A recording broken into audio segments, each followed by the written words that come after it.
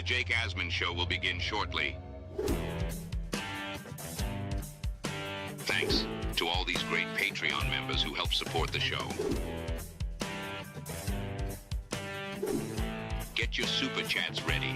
Jake will be here in just a moment. If you love the New York Jets, this is the place to be.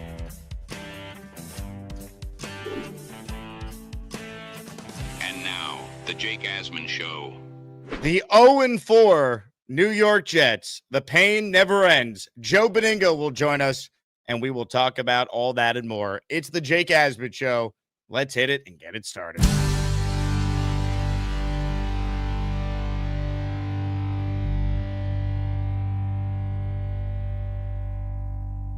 The 2025 New York Jets season is officially here. Can Aaron Glenn lead the team back to the playoffs and finally deliver on the promise this roster has shown? Every step of the journey, the Jake Asman Show will have you covered, breaking down all the storylines, every game, and everything in between. Please subscribe and hit the like button below. Super chats, baby. Cut the line. The Jake Asman Show starts right now. Here we go. The day after the latest national embarrassment that we all watched, the New York Jets put forward before we bring on our weekly guest, the great Joe Beningo. Reminder, if you ever missed the live version of this YouTube show, we are, in fact, podcasting every show in audio form wherever you get your podcast, Apple, Spotify. Just search Jake Asman Show, and you can listen back to anything you might have missed. Let's say hello to a man who recently turned 72 years young, ladies and gentlemen, the great Joe B. Joe, I'd ask how you're doing, but I already know the answer. But I do appreciate you still coming on with us each and every week. Well, thank you for the birthday wishes. Thank you for the birthday present. I appreciate it, bro. It's in a prominent spot down in my basement down here, which is loaded with all my different stuff. So I really appreciate it.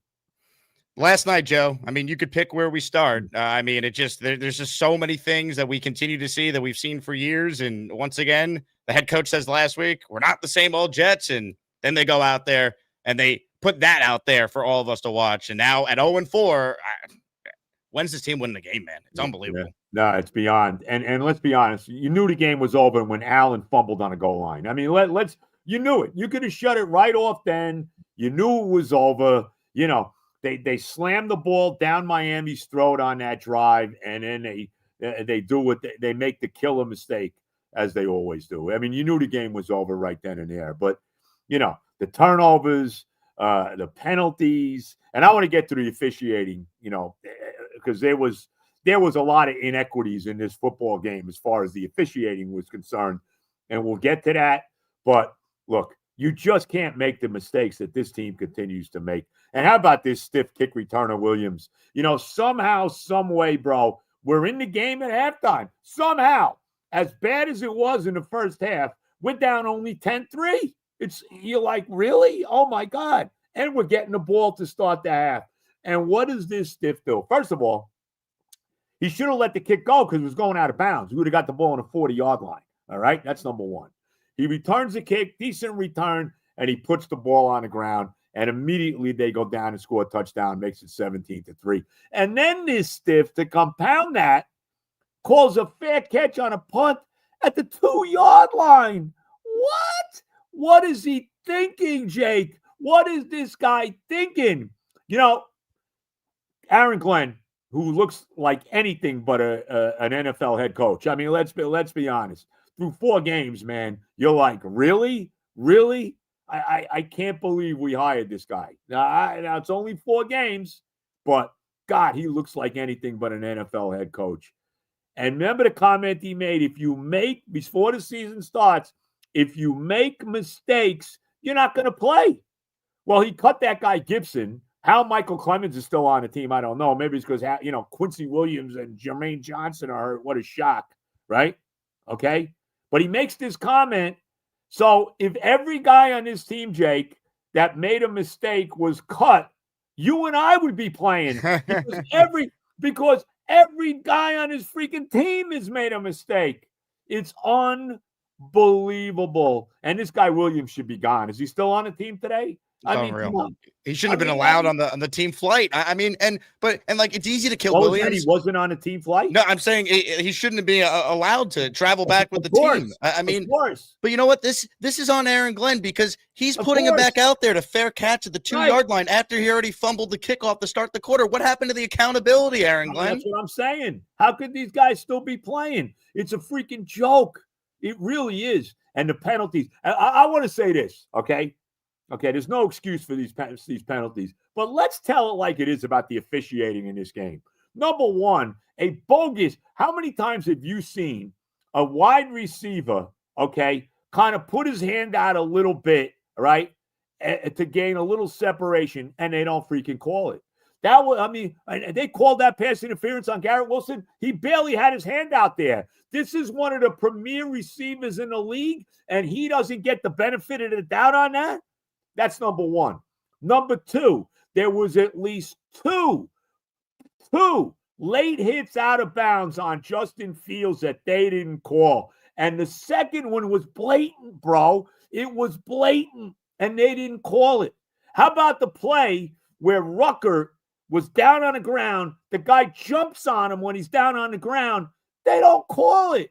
How about the play where there was a holding penalty on one of the Jets, but Joe Tippmann got illegal hands to the face. He got his helmet knocked off. It was like Chris Ward and Lyle Alzado back in 1982, and they didn't call it. What the hell is that, bro? And they called another bogus, and it was bogus too. And look, we'll get on Sauce Gardner. Pass interference on Sauce Gardner. So, yeah, the Jets made a million penalties, and they played like crap, and they made mistake after mistake, and the 3 turnovers and all of that. What was going on with the officiating in this game, bro? Because even the announcers were talking. That one late hit out of bounds on Justin Fields was unbelievable. The one when the guy jumped on freaking Ruckert's back, they're like, where's the call? Where was it, bro? What did the officials have money on the Dolphins on this game? I mean, again, there's no excuse for the way they played and the mistakes they made. But come on. I mean, there was some blatant non-calls that went Miami's way. That's a freaking joke, bro. And that's part of the problem too when you're the suckiest organization in professional sports. It's just unbelievable, Joe. Calls that blatant calls, bro. These are that Justin Fields that they didn't call a late hit out of bounds on Justin Fields against Justin Fields in that one play. The second one, the first one was unbelievable. It was unbelievable.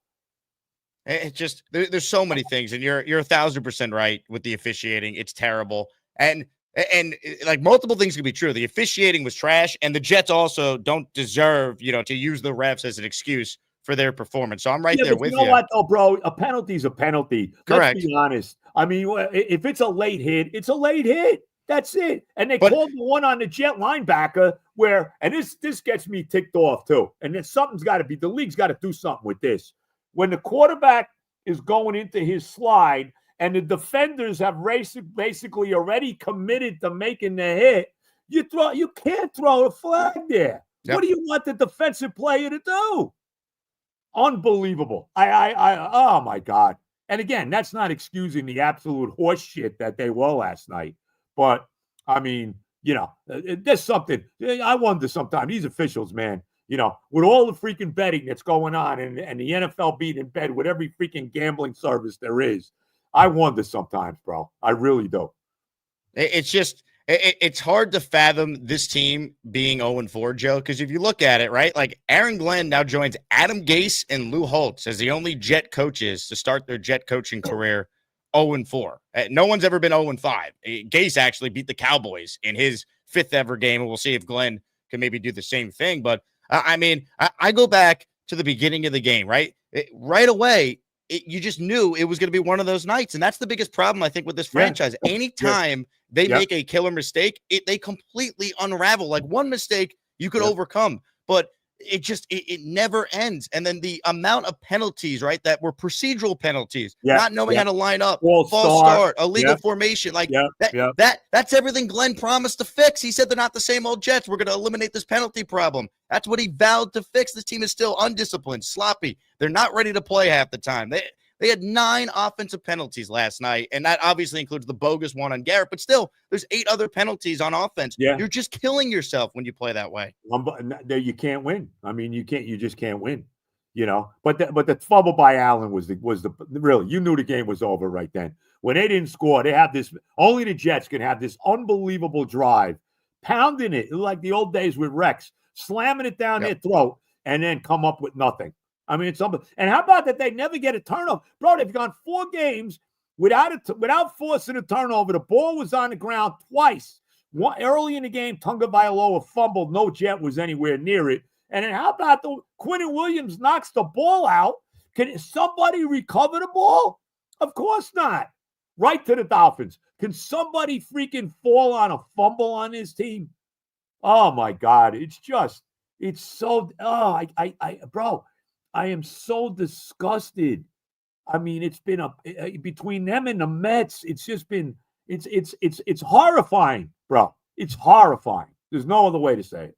It's a disgrace. And like the thing that just alarms me, Joe, is I understand we could say the defense is overrated. They should not be this bad. How pathetic is this team that after the Braylon Allen fumble, you allow a 15-play drive? And Sauce Gardner, you're facing Darren Waller, who retired to be a rapper a year ago. You got to make a play on 4th and goal there. I mean, the lack of respect that Miami had for the Jet defense to go for it on 4th and 5 in that spot on 4th and goal. It's like they just knew, the Jets are not going to stop us. And they got away with it because this team is so bad. Like, make one play on defense. This defense is it's a joke. It's disgusting. Is there a more overrated player in the NFL than Sauce Gardner? I mean, let's be honest.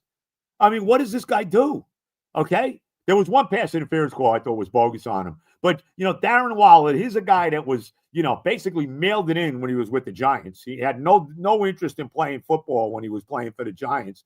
Now, all of a sudden, his first game as a Dolphin, he catches 2 touchdown passes. He even gets the onside kick at the end of the game. But getting back to Gardner, is there anybody more overrated than this guy? He never gets an interception. He seemingly gets beat for a touchdown all the time by somebody. I mean, I'm done. I don't know what else. And you paid this. Why did you pay this guy? Why did you pay this guy? Yeah, definitely pay Garrett Wilson. You paid this guy? Come on. Unbelievable, bro. Unbelievable. The Jets, Joe, how about this for a mind-boggling number? They're the 5th team of the past 90 years to be 0-4 with no takeaways. And the Dolphins entered the game last night with 0 takeaways as well. They get 3. It's just, you can't make it up. Like, every time you think this franchise has sunk into a new low, they keep digging. It doesn't stop. And this is the most hopeless I felt. It's not like we have a young quarterback that we're developing that's going through growing pains. Like, this team feels as badly coached as they've ever been. And there's nothing you could point to really grab onto to feel good about the future right now. I have no faith in anything to do with this organization. Nothing. And in fairness to the quarterback, I actually thought he played a pretty decent game. I know he had that fumble, but he didn't throw any picks. He had that crazy, Barry Sanders-esque touchdown run that he had, and there were some calls where the Jets, like on 3rd and 5 or whatever. What are you doing? Let him have the freaking ball. Don't run the ball up the middle. I mean, I'm beside. They're the worst organization in professional sports. You tell me what organization in any sport in North America is worse than this one. Tell me who? The Nets, Brooklyn Nets, who? The Chicago White Sox? Tell me who it is. I mean, there's nobody worse than this franchise. Nobody. You can't even argue it right now. It's just it's embarrassing. Nobody.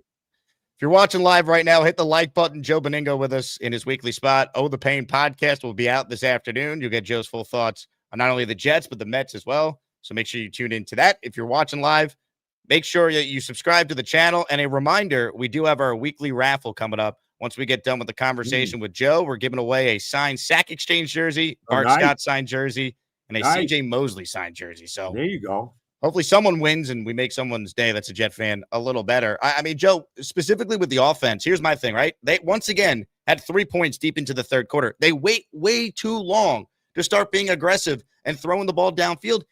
How is it that Garrett Wilson is not getting just peppered with targets? It takes too long to get him going. He's phenomenal, and it's like we're wasting an all-time Jet great. I mean, it's It's criminal what they're doing. And we should have had 2 touchdowns last night. Well, here's one of the big problems. They don't have anybody on the other side. Nope. They got no other wide receiver. And that's their fault. They did this. Glenn did this. Muji did this. They went into the year with this roster. Right. And of course, look, the kid Taylor looked good. He had a pretty good game last night. His father's up in the stands and all of that. Mason Taylor, he looked okay. But he's a possession guy. He's a tight end. He's not a game-breaking guy. They got nobody else on the other side. Lazard stinks. Reynolds stinks. All these guys. Smith, I don't even think played in the game last night. The rookie from Georgia. I didn't even see him anywhere to be found. I mean, come on. They don't throw the ball to Breece Hall enough. He doesn't. I think he had 14 carries in the game. He should have had more. I mean, it's unbelievable, bro. I don't know what else to say. I'm so disgusted by all of it. I really am. It's beyond disgust. What do you think, has to happen if, for Glenn, to potentially be one and done here? I hate to go there 4 games in, but I mean, the reality is the more this team continues to lose, and you look at where they're picking right now, the draft for today, I mean, they're as bad as the Saints, who probably are even better than the Jets. Look how they played Buffalo. The Tennessee Titans are 0-4. They gave Buffalo a game on the road. If this team's picking the top 3, Joe. I don't know. Maybe Tennessee. Yeah, like if they end up picking in the top 3, I understand the expectations were low. No one thought it'd be this bad. Like, could we see, a Gerard Mayo situation where it's one and done? Like, what you trust Aaron Glenn and Darren Muji to draft a quarterback and develop that quarterback? I can't. No, but they have to do that. Look, and honestly, Fields has not been terrible. I mean, I'm not, he's not the reason that they're 0-4. I mean, I'll give him that. He didn't play in one game, but he's not the reason they're 0-4. He stunk against Buffalo, but again, he's never won a game though when his defense has allowed more than 21 points. I saw that. There's a real trend with that. That's the concern. Like he kind of is what he is. We know what he is. I mean, he's okay. We certainly know he can run. The problem is if you can, and look, bro, they've had 2 games this year. They almost ran for 200 yards last night. Fields ran for 81 yards. They ran for almost 200 yards and they lost. They had 100 more yards than Miami and still unbelievable. Lost. I mean, you got the Steelers game too. They ran for about 180 yards in that game and they lost. You rush for almost 200 yards in a game and you're winning it, 75% of the time. The Jets defy everything, bro. Everything. There's no other way to say it. Yeah. Everything. They will find a way to go go the other way. It's just amazing. I am so livid this morning with this franchise. I really am. And Aaron Glenn looks like he's another, like a disaster. He looks like an absolutely guy that's way, way, way over his head as a head coach. I mean, that's exactly what he looks like. Let's be real. Joe, he had that look last night that you've seen more than anyone watching this. This is that look that, oh my God, I'm the Jet head coach and I am in over my head look. We've seen this from all the guys since Rex. You know that look. I saw it last night. Yep, no doubt. No doubt about it. What am I going to do? We suck. What can I do to stop this? And there's really nothing. What are you going to do? I don't know the answer. The defense is terrible. The secondary is freaking horrible. They got one guy on defense that's any good, and that's Quinn Williams. I mean, he's the one guy that's playing his ass off. He's playing hard. He is. He's playing his ass off, right? And then I got to say this too because this pisses me off, okay? And then I look across the other team that plays at MetLife Stadium, okay? They got a young, exciting quarterback. They got a defensive line that is ready to be, the new fearsome foursome there. Okay, all right. I understand they lost the kid Neighbors for the year. That's a big hit. But that's a franchise on. I don't care what their record's going to be this year. The Giants. Okay, I'm sure they're not going to win a ton of games, and I don't think they're not making the playoffs. But they're a team on a rise. We're a team going nowhere. Where are we? What is my hope as a Jet fan that we get the number 1 pick and get lucky and finally get the right quarterback? I mean, are we ever going to get a real head coach here? Are we ever getting a real head coach? Ever? I mean, bro, I don't know what to say. And here's the problem, too. Okay? Let's say you get rid of Glenn. Who the hell wants to coach this team? Right. What big time head coach would want to come here and coach this absolute dumpster fire? Tell me who that would be. Nobody wants to come here and coach him. Nobody. Think Jim Harbaugh you got to money whip someone and hope they'll take it. I mean, that's what else Jim can you Harbaugh do? would want to come here and coach the team. You think Pete Carroll would want to come back to the Jet situation again and coach his freaking team? Nobody wants to coach this team. When they had a chance to coach, bring in Mike McCarthy when he wanted the job. Yep. No, we don't want him. And they brought in that stiff gaze. I mean, you got to be kidding me. And then they didn't even interview Mike McCarthy this past go around. They didn't interview Gruden. They didn't interview Pete Carroll. They only gave Brian Flores one interview. It's not even being like anti-Aaron Glenn. You and I were aligned. We wanted the coach to have previous coaching experience because this is not like any other job. This is not like it's 15 years without the playoffs. And we were, and we were stupidly, we said, oh, well, okay. I mean, Glenn's a former Jet. He was a real good player and all of it. He looks totally lost. And now this week you're going to have 50,000, and the Cowboys aren't any good either, but you're going to have 50,000 freaking Cowboy fans in MetLife. I mean, we know that Dallas can put points on the board. We know they can do that. And against this defense, oh my God, CD Lamb's going to be running around like, forget it. He won't play. He's out. But George Pickens will be running around this defense. Oh, that's right. Lamb's out. I didn't even know that. Yeah, he's hurt. Yeah. Did he get hurt in the Packer game? Did he? He got hurt 2 weeks ago. Oh, yeah. I didn't even know that. Think about this though, right? Mike Evans got hurt in the Jets game against where they were playing Tampa. Tyreek, it doesn't matter. They can't stop anybody. Doesn't matter, right? Darren Waller out of the mothballs to kill him. Unbelievable, unbelievable, unreal. If you're watching live right now, Joe Beningo is with us in his weekly spot. Hit that like button, even though we all know the Jets are an absolute disgrace.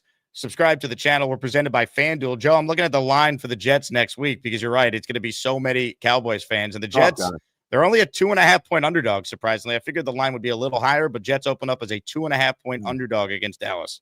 Well, Dallas isn't great either. I mean, I think that's the reason. I mean, why else, I mean, it's not like there's some kind of, this is not the Aikman, Emmett, and Michael Irvin here. That's, Jimmy Johnson isn't coaching the team. Our old buddy Schottenheimer. Bro, I just don't know what to say. I mean, we're on our way to a 4 or less win year. And then we play, Denver in London? Yeah, where are the wins coming from if you can't beat the Dolphins? Dallas, Denver, no way. And maybe Carolina and Cincinnati because those teams have looked awful. I mean, Bengals look terrible. The Saints at the end of the year, will we even have a win by the time they play the Saints in December? I mean, and like you said, the Saints showed the pulse against Buffalo. That's right. I mean, come on. I mean, you sure as hell ain't beating the Patriots. The Patriots are turning it around. They put 42. I know they're playing a crummy team. They play the Panthers? They put 42 on the board against them. I mean, come on. I mean, they got a real head coach in Mike Vrabel.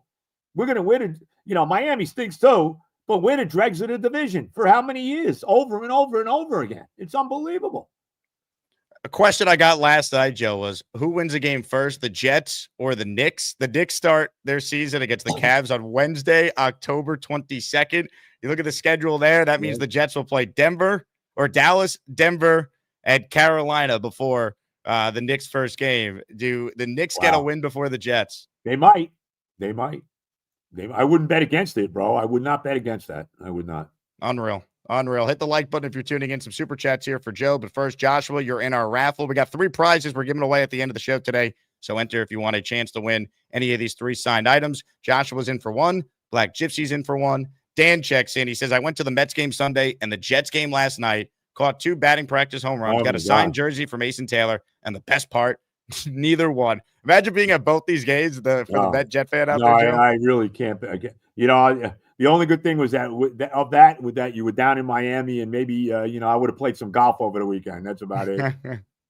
Cincy Matt says, awful football all around yesterday. Bengals suck, Jets suck. Fire Aaron Glenn. Fire Zach Taylor. Bombs. I'll tell you what. I mean, Joe, if this team is winning 3 games or less, Glenn might be safe just because Woody doesn't want to fire a coach after 1 year. But, what's the justification for keeping Aaron Glenn? The Bengals have their all-world quarterback hurt. So, I mean, it's a little different situation. They've already won 2 games. I wouldn't put the Bengals in the same category as the Jets. I'm sorry.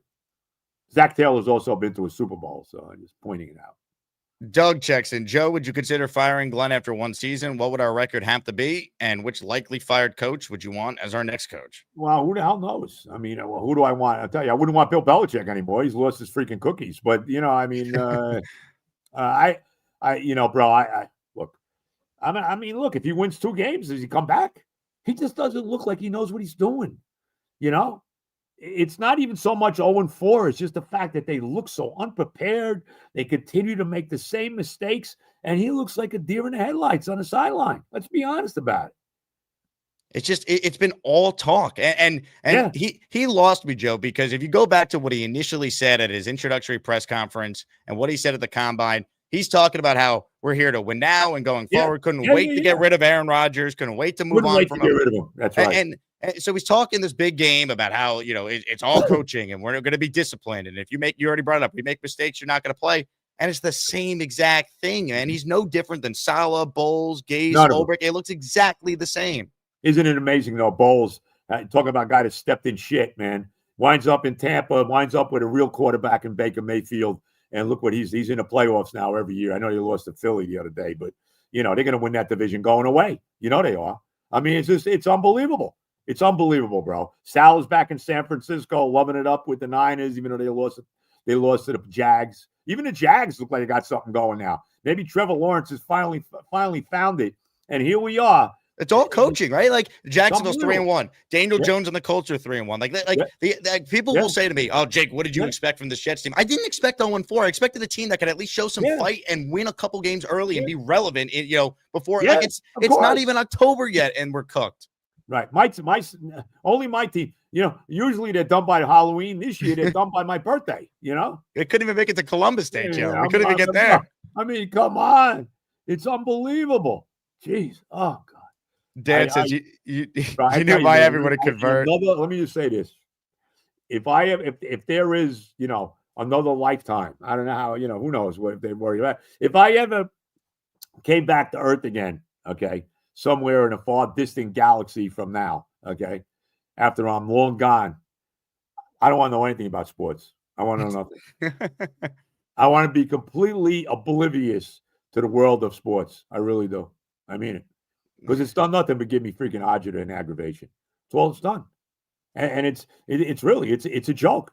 You're a fan of the Jets and the Mets. You live with this sword of Damocles hanging over your head all the time. When is it going to drop on me? You know, it's unbelievable. It really is.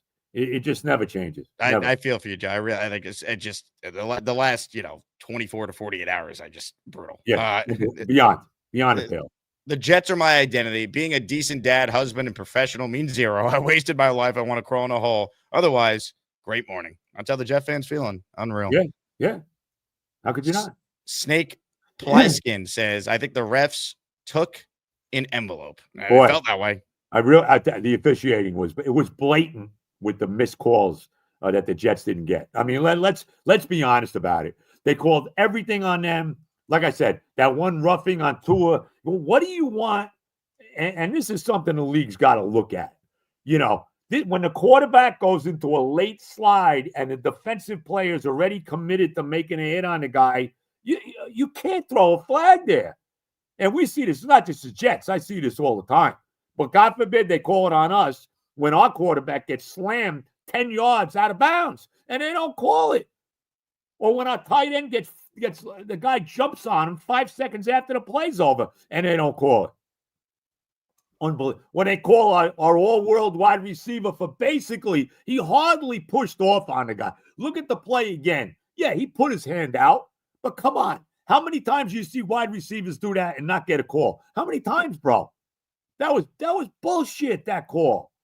Oh, I'm so I don't know what else to say, man. I mean, I am disgusted with all of it. I really am disgusted with all of it. Cashmere Black says, Joe, Mets and Jets have failed their fan base this year, and I think Pete Alonso's leaving for another team. Well, that would be the ultimate indignity because all I care about right now as a Met fan is signing Pete Alonso and signing Edwin Diaz. That's all I give a damn about. And if they let Alonso go, they should freaking just show Stearns the goddamn door. Get him the hell out of here. And I would put that on Steve Cohen. And I don't want to hear about his defensive deficiencies. I don't want to freaking hear about it. Okay? Yeah, he's not Keith Hernandez or Don Mattingly defensively, but this guy is the best everyday homegrown player we've ever had. I'm sorry, David Wright. I'm sorry, Darryl Strawberry. This guy's going to go by everybody. He had a tremendous year after a bad year last year. Okay? Guy had 126 RBIs. Guy batted over 270. 270. You hit 270 now in Major League Baseball. That's like hitting 320 anymore. He had 41 doubles. 38 home runs. What do you want from this guy? He was our best guy in runners in scoring position all year long. And the game was over the other day with the Mets. I don't know if you saw any of it, but bases loaded, 2 out. He hits a freaking laser beam. Hardest hit ball he hit all year, I saw. You're right. I think it was the hardest hit ball by a Met all year, right? And the guy catches it in left field. And that was that. Just like when Braylon Allen fumbled last night on the goal line, the game was over. The Met game was over when that guy caught the ball in left field. You better freaking bring Pete Alonso back. You better not make the same goddamn mistake that asshole Frank Cashin made. May he rest in peace, but you're still an asshole. Frank Cashin made when he let Strawberry walk and sign that absolute stiff Vince Coleman. Please. All right? Tyrone said, I am beyond livid. Okay. And you have every right to be. Yeah. Tyrone says, happy birthday, Joe. Jets Mets victim here. Namath and Seaver brought me in. Trade Gardner, Hall, Johnson, Quinn, and get picks. Build a new team. I'll tell you what, I don't think they're going to trade all those guys, but a guy like Brees Hall is a free agent. Quincy, assuming he's healthy in 4 weeks, who's also a free agent. If this team is 1-8 at their bye or 1-7, whatever it would be, how do you not consider trading some of these guys? They're going nowhere. Yeah. No, I don't disagree with that, man. And to me, Sauce Gardner is the most overrated. You know what would happen, too? If they traded Sauce, he'll turn out to be Deion Sanders when he goes somewhere else. They'll start making picks every game. No, you'll see him returning pick, 100-yard interception returns, doing the dance, as he's going into the end zone playing for, the Broncos. Unbelievable. Bang, bringing up the stat I mentioned earlier. Fields 0-25 when opponents score 21. Yeah, I mean, that's a real thing. Spencer says, Joe, be real. Does it ever get any better? I'd rather watch paint dry. Yeah, I'd just rather be playing golf every day. I mean, that's it. I mean, that's that's the only thing that takes my brain away from the just absolute disgrace that my two sports teams are. Do you realize that neither of these franchises? First of all, okay, this is mind-boggling when you think about it. Okay, now the Jets came into being in 1960, the Mets in 1962. I've been a Met fan since day one. Lucky me. I've been a Jet fan since 1965. Do you realize that as bad as the Jets are, they have actually made the playoffs more than the Mets have? And do you know that neither team has ever made the playoffs more than 2 years in a row? Neither of them. So it's hard to fathom. It really is. It is. Yep. I mean, especially in today's world where half the league in both sports makes the playoffs. Right. Like the Cincinnati Reds, they're not any good. They were almost as bad as the Mets. The Mets just said, we don't want to make the playoffs. We're fine. And like for the Jets to not accidentally stumble into, a 9-8 season and back into the playoffs like all these other teams in the league do, it's just it's mind-boggling. Well, it's because, with the Jets, it's clearly they're the worst organization in football. Yep. And with the Mets, you would think Wilpon was still the owner. Stevie Cohen made a comment, I want to win a championship. I want sustained winning. Yeah. Okay. And his general manager, get him the hell out of here. I can't stand to look at Stearns. Boy genius, as you would say. Boy genius from Harvard. He's smarter than everybody. His analytic nonsense. And he wants to, we want to build the farm system up. Great. I can't even stand to look at Stearns. I can't stand him. If he lets Pete go, this freaking guy, please, they should just show him the goddamn door now. Go back to freaking Milwaukee and look what the Brewers have been since he's gone. They're the best team in the league. I don't know if they're going to win the World Series. I mean, give me a break. Dan checks in. OPI on Garrett Wilson. Late hit on the quarterback, 5 yards out of bounds. Hands to the face to Joe Tippmann. Late hit to Ruckert. PI on Sauce. Bad calls all night. Refs didn't help either. Pain. Yeah, I mean, look, the officiating was terrible, but the problem is it's on the Jets to not allow that to be the reason why they lose. Like it's like you're a bad team if you're relying on NFL officials to bail you out, because the Jets they never get calls. We know this. Like they're never going to get any calls. You have to know that going in. Never. But still, even with that said, bro, they're terrible. You got to call certain things that you have to freaking call. Justin Fields getting hit 10 yards out of bounds needs ridiculous. To be Yep. Okay. A guy jumping 5 minutes after the play's over on Ruckert on the ground needs to be called. Hands to the face to Tippmann where you knock his freaking helmet off needs to be called. I mean, it's unbelievable. And there's no need to call a pass interference on one of the best receivers in football. Would they call that on Justin Jefferson? Would they call that on Jamar Chase? Would they call that on one of those freaking guys? Would they? Would they call that on CD Lamb? Would they even call, unfortunately he's hurt, but would they even call it on Malik Neighbors? Give me a freaking break. Unbelievable. I can't. I'm just so, Hamburger checks in. He is a diehard Jet and Met fan like you, Joe. He says, we are on the verge of showing all the new Jet fans what it was like in the Rich Kotite era. The talent is overrated and the coaching staff is trash. FML. I got a text from my dad last night, Joe. He goes, what does FML mean? F my life.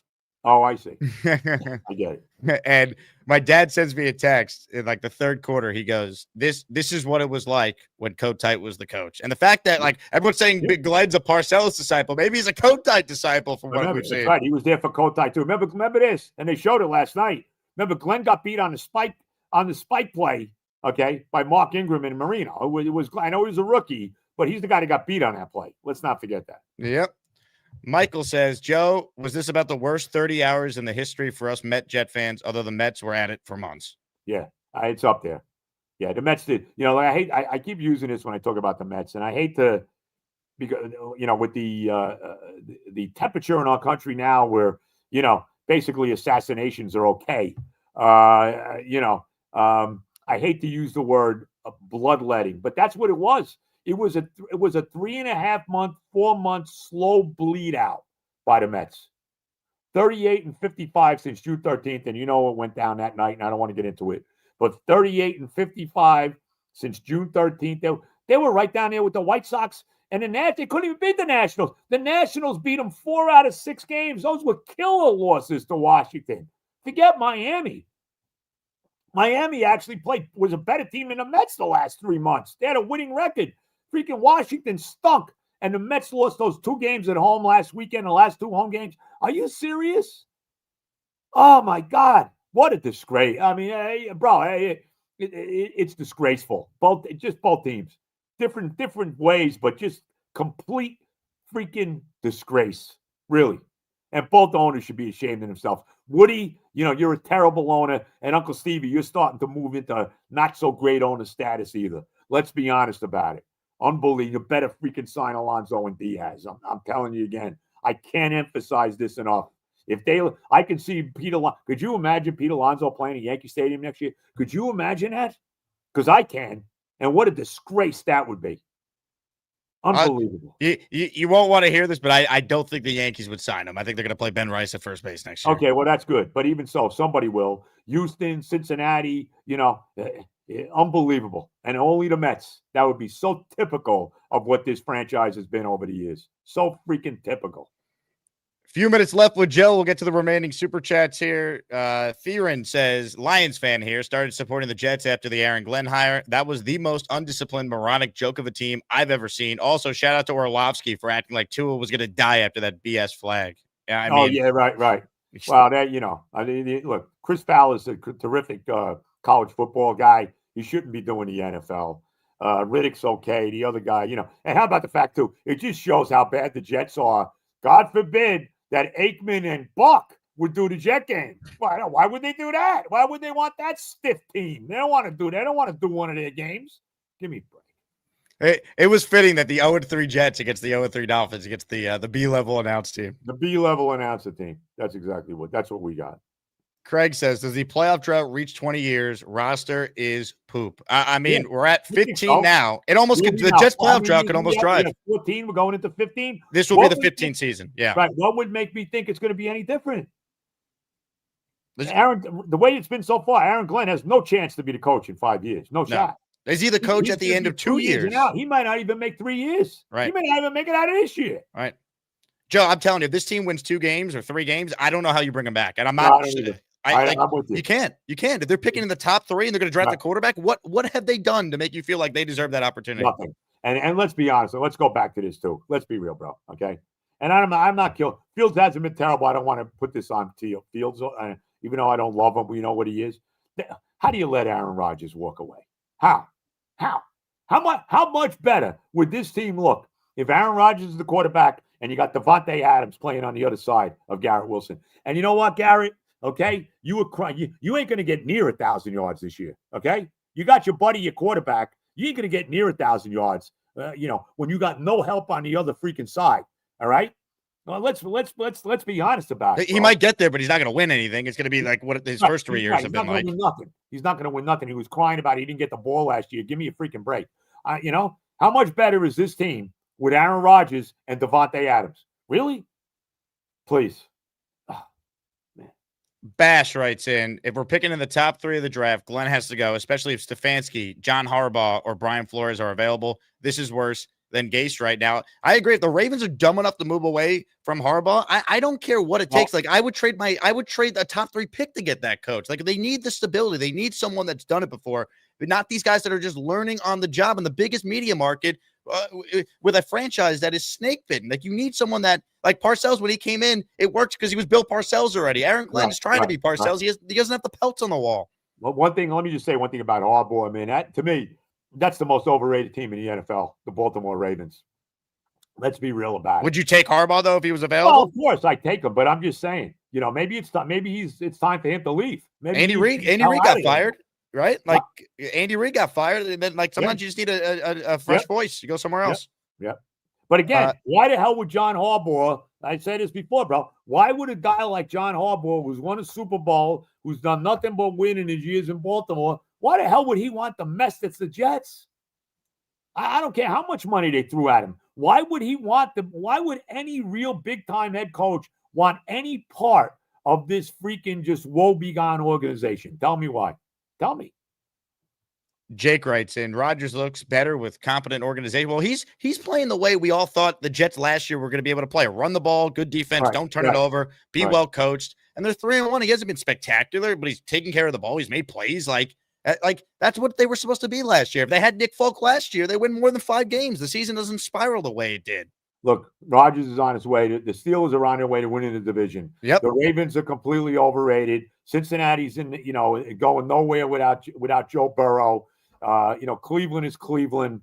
Let's be honest about it. They're going to win the division. They are. They're definitely making a play. Maybe even if they don't win the division, they're making the playoffs, Pittsburgh. They always do, 100%. There's no question about it. No question about it. Jack says, I'm shook. Jets and Mets broke me this weekend. At least the Knicks are coming. Joe is my guy. At least we have the Knicks, Joe. The Knicks are here to save us. The Knicks have done, okay. So, the Knicks who haven't won a championship since 1973 and have had more. Let's be real about this, okay? I'm a Knicks fan since, 1962 as well, okay? All right? I've seen it all. The Knicks have not had more. No team I root for has had more brutal playoff losses than the New York Knicks. Let's be honest. Game 1 last year against Indiana. Does it get any more brutal than that? Does it get any more brutal than that? No. All the brutal losses to Reggie Miller, the brutal losses to Michael Jordan, the brutal loss in the finals to Hakeem Olajuwon. I could go on and on and on. I could be here forever with this. So don't be thinking that the Knicks are winning any freaking NBA championship, okay? Because until I see it, it ain't happening. They'll find a way to screw up they'll get in the playoffs. They'll get everybody excited. You'll have Mondami naming street names after him, okay? If Mondami even knows what a basketball is, okay? In all due respect to Eric Adams, who, I actually like Eric Adams. It's a shame what's happened to him. But whatever. I don't want to get into all this political crap. But it's pretty good. 43 minutes in. I mean, that's it's pretty good for you to wait this long before we got with the political references. It's unbelievable. But, you know what I mean? But come on. So wake me up when the Knicks win an NBA title. Okay? Yep. I still have Charles Smith in my brain. I could still see it now. So give me a break. Wake me up when the Knicks win an NBA freaking championship. Get ready to I'll warn you now, Knicks fans. Yeah, they'll have a fine regular season. They'll be in the playoffs. Get ready for major playoff heartbreak. This one is from Thunderlips, who says we replace Gibson with the one person who's worse. Doug says a successful season for a Jet fan is that an AFC East team doesn't win the Super Bowl. It was the past for 20 years, and now it's the Bills for 20 more. FML. I mean, it's just brutal, man. Well, wake me up when Josh Allen's in the Super Bowl, okay? Because I haven't seen that happen yet. So let me just throw that out there. He's due, though. That's what scares me. Well, he's due. The Jets are due, too. The Jets are due, But they're actually a competent organization in Buffalo. Well, that is true. PBM writes, and I'm miserable and making mistakes at work I shouldn't make. My mind isn't right. I need to relax. Same old Jets. Why do I even care? This is rock bottom. But every time we say it's rock bottom, it gets worse. So, what if the Cowboys go score 60 points on Sunday? Like it can always get worse. We just keep falling farther and farther into the freaking abyss. That's what we do, Daz checks in. He's out in the UK. He stayed up late last night watching that debacle. That's a great place. Good luck. God be with you in the UK. Good luck there. Say hello to Keir Starmer for me. He's doing a great job. Just sorry, I had to say. See, now we're really getting political. Yeah. Keir Starmer. What a disgrace. Go ahead. Gabe was shocking. Penalties were ridiculous. 100 yards is unforgivable. A fair catch at the 2-yard line. I nearly drop kicked the TV off the wall. I mean, it's just you can't say that you're going to clean up the penalties and play smart, smart and be a disciplined football team, and then have moments like this after he already fumbled on the opening kickoff of the third quarter. Yeah, I couldn't believe he was like, what's this guy fair catching the ball on a 2-yard line? What are you doing? Unbelievable. I just. And again, even the kickoff he fumbled, he should have let it go. It was going out of bounds, bro. We would have got the ball on a 40-yard line. Disgraceful. It's a disgrace. Few left with Joe here. Jets Worldwide writes, and not that it would have helped, but the ref should have been penalized for the blatant missed calls. Got to go to class. I mean, it's horrific.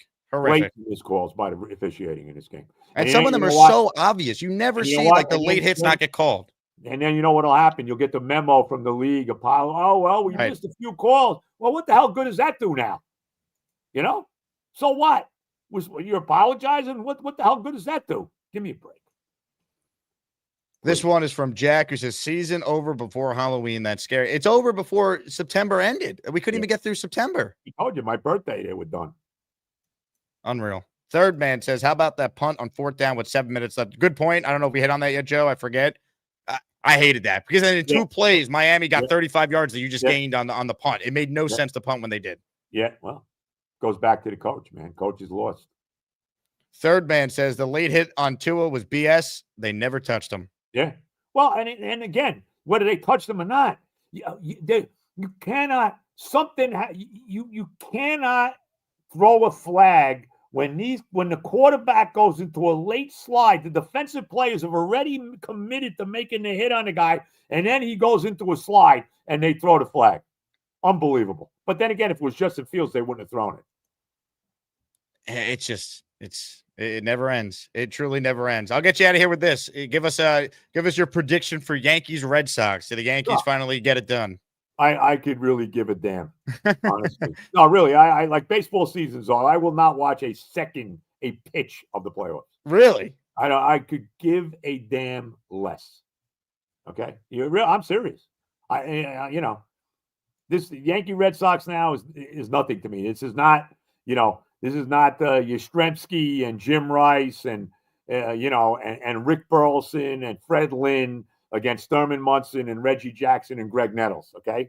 This is not, Mariano Rivera and Derek Jeter and Andy Pettitte and Hideki Matsui against Big Papi, Manny Ramirez, and Pedro Martinez, okay? To me, this has no juice for me whatsoever. I could give a damn about it. I hope the Yankees lose. Sorry, bro. That would be wonderful. But I don't really care. And I could care less about I have no desire to watch any of the playoffs in baseball. F MLB. F them. All right. How about this? Let me do one more thing. How about this piece of you-know-what, Commissioner Roger Goodell, and this halftime show he's going to have for the Super Bowl? You're not a Bad Bunny fan, Joe? Bad Bunny? What? After the crap he put on last year at halftime, and now you're going to do this? Let me ask you a question. How is it possible that the NFL sweetheart, Tay-Tay, okay, how come she can't do the goddamn halftime show, bro? How come? I think she turned it down, reportedly. How come? Why? But she's too busy, I guess. Excuse me, not that I have any love for her, because I don't. All right.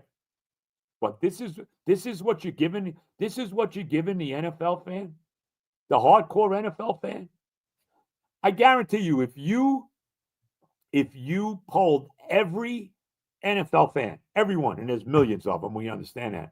I guarantee you 70% of them don't even know who the freak Bad Bunny is.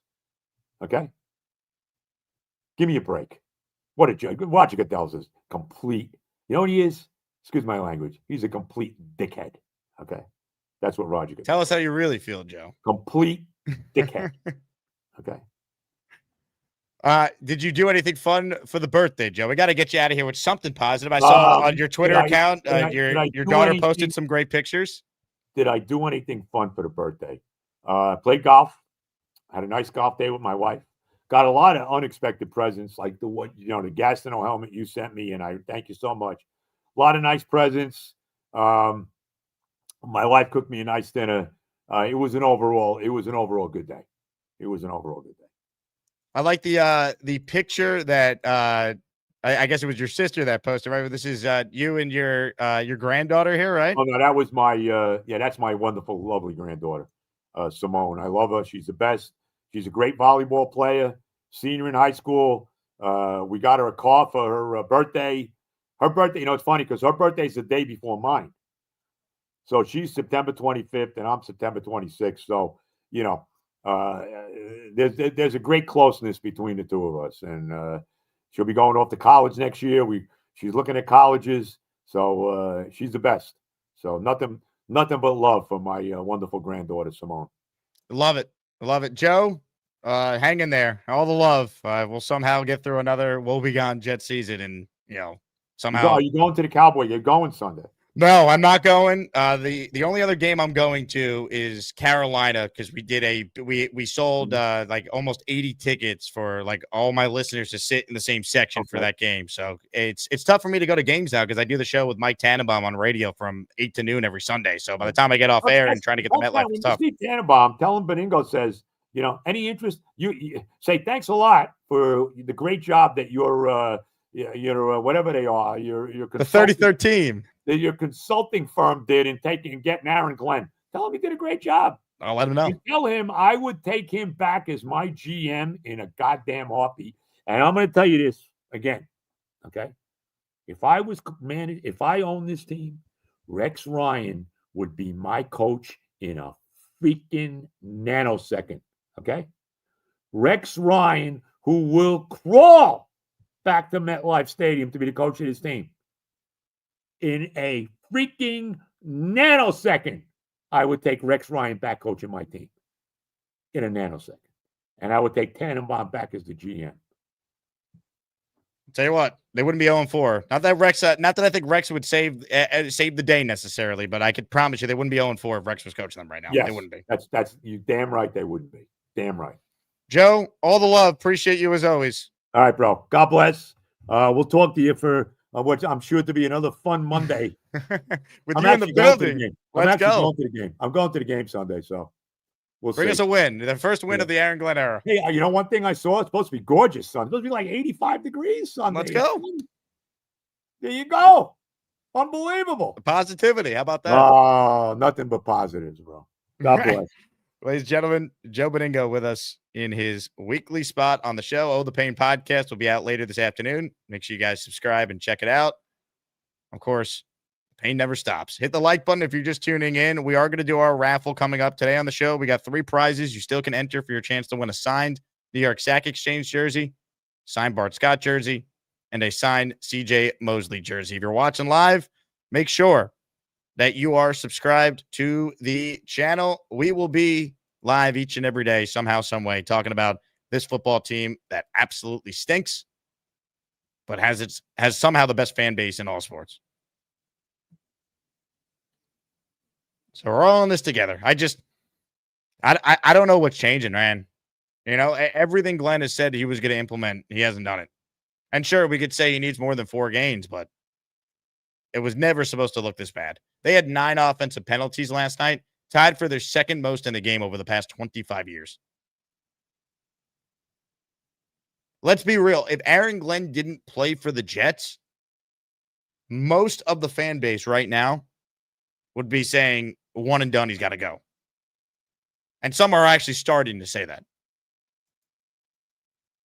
He needs more time than just 4 games, but I will be out on the record and say it because I don't see this necessarily getting better. If they win 3 games or less, he should be one and done. He should not be the head coach next year. He has not earned the right to oversee the drafting of a quarterback in the top 3. His evaluation was to pay Brandon Stevens. Him and Muji. Blame them both. But Muji reports to Glenn.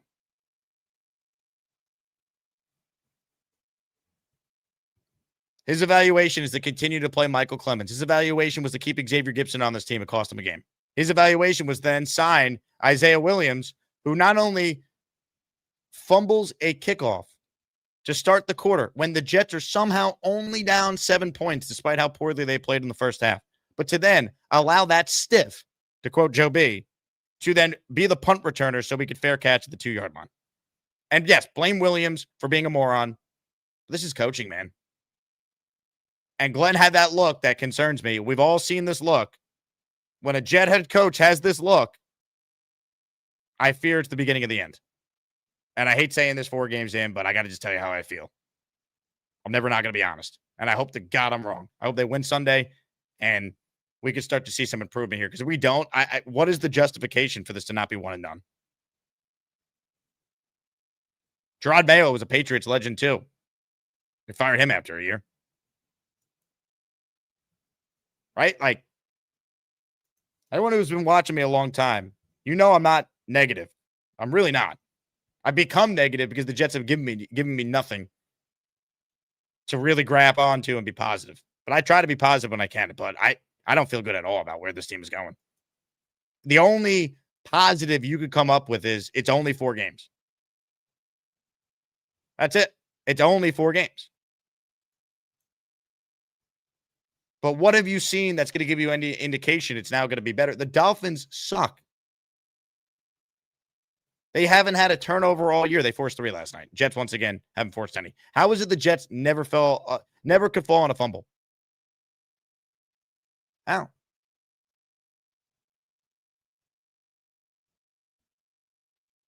And doesn't it speak volumes about how pathetic this team is that after the fumble by Braylon Allen,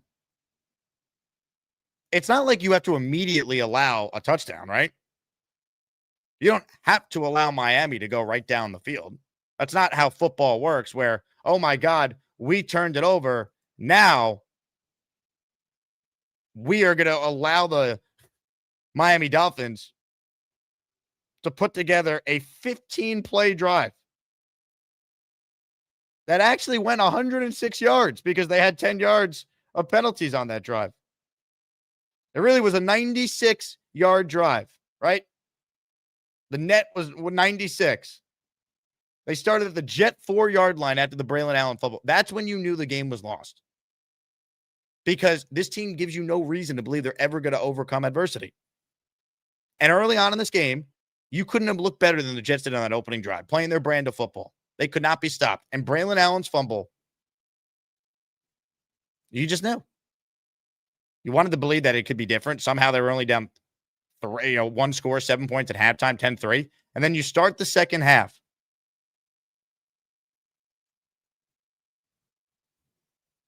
And you just hand them 7 points because you knew the defense wasn't going to get a stop. What a disgrace, man. 6 plays, 36 yards. Right after they got the ball to start that third quarter. It's unbelievable. Fire Aaron Glenn is in the house. He says, fire Aaron Glenn. You know, this started off as a bit, but I mean, if they keep playing like this, that's a reality, folks. I mean, that's what we're actually looking to see now. How bad does this get? I'm telling you, if this team is picking in the top 3, Aaron Glenn needs to be one and done. They were never supposed to be this bad. Don't move the goalpost. This was Aaron Glenn at the combine. We're here to win now, and we're looking forward to it. So yeah. Any questions? When does that winning start exactly? I'm waiting. As are the 1,200 people watching live right now. The 42,000 people who subscribe to this channel. When does the winning start, Aaron? Swamp Ranger. Joe, tell Tommy I'm meeting him at Anita's Discount Tire today, and he can forget about it. Oh, the pain. Great reference.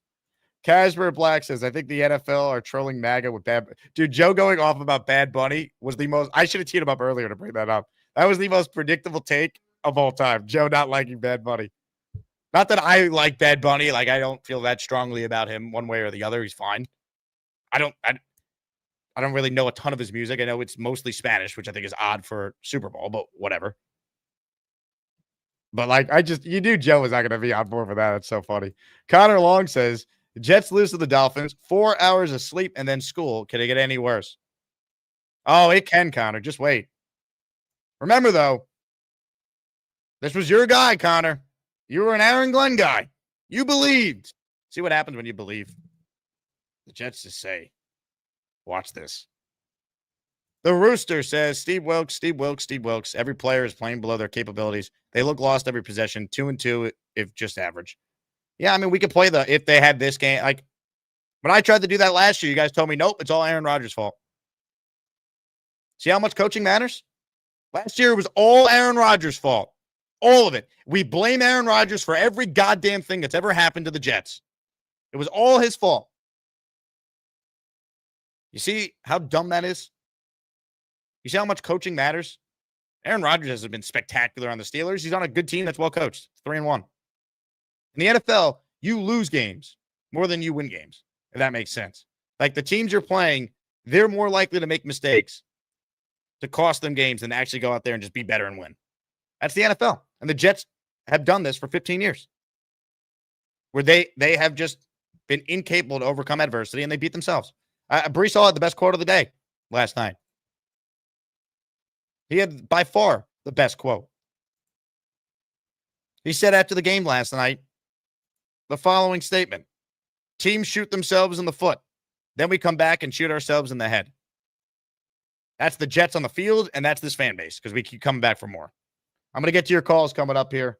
Appreciate all of you who jumped on hold. Dan says 0 touchdowns in the first half, last 3 games. Yeah, it's unacceptable. And I know offensively they did score some points, but it's too late to get the offense going, folks. It's not good enough. You look at this game last night, the New York Jets had 3 points in this one late into the third quarter. Their first touchdown did not come until it was far, far too late.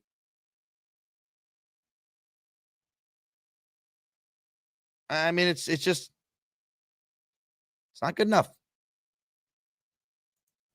It's really not. I don't even know.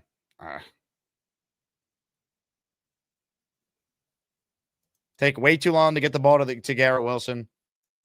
They were not aggressive enough with some of the play calling. And I don't even want to necessarily kill Engstrand, because I just think his hands are tied with a lot of what he's trying to do. They have no outside weapons besides Garrett Wilson. Mason Taylor played well. That's nice, but they need more. That's on Glenn and Muji thinking that, oh, we're brand of football. We could just run the hell out of the ball. We don't need a number 2 wide receiver. Really? God forbid Garrett Wilson gets hurt and has to miss some time. You know how screwed the Jets would be? Bang Mateo, I'm on the record. Glenn needs to go without the 3 wins. If they win, Bang, I this is rare. We are agreed. We are aligned here, I should say. If the Jets fail to win at least 4 games, Glenn's got to go. He's got to go. I don't take joy in saying that. I don't want to see a great Jet be one and done and be embarrassed. But I can't view Aaron Glenn through the lens of he's a former great Jet. I got to view him through the fact he's a first-time head coach who looks like he's in over his head. Once again, Woody, when you continue to hire people who are learning on the job in the biggest media market in the world, there's a huge risk involved in that.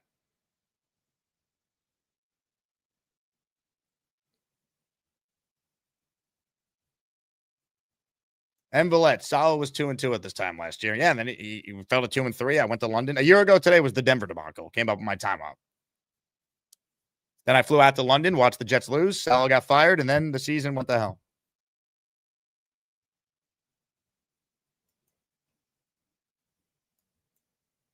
Unbelievable.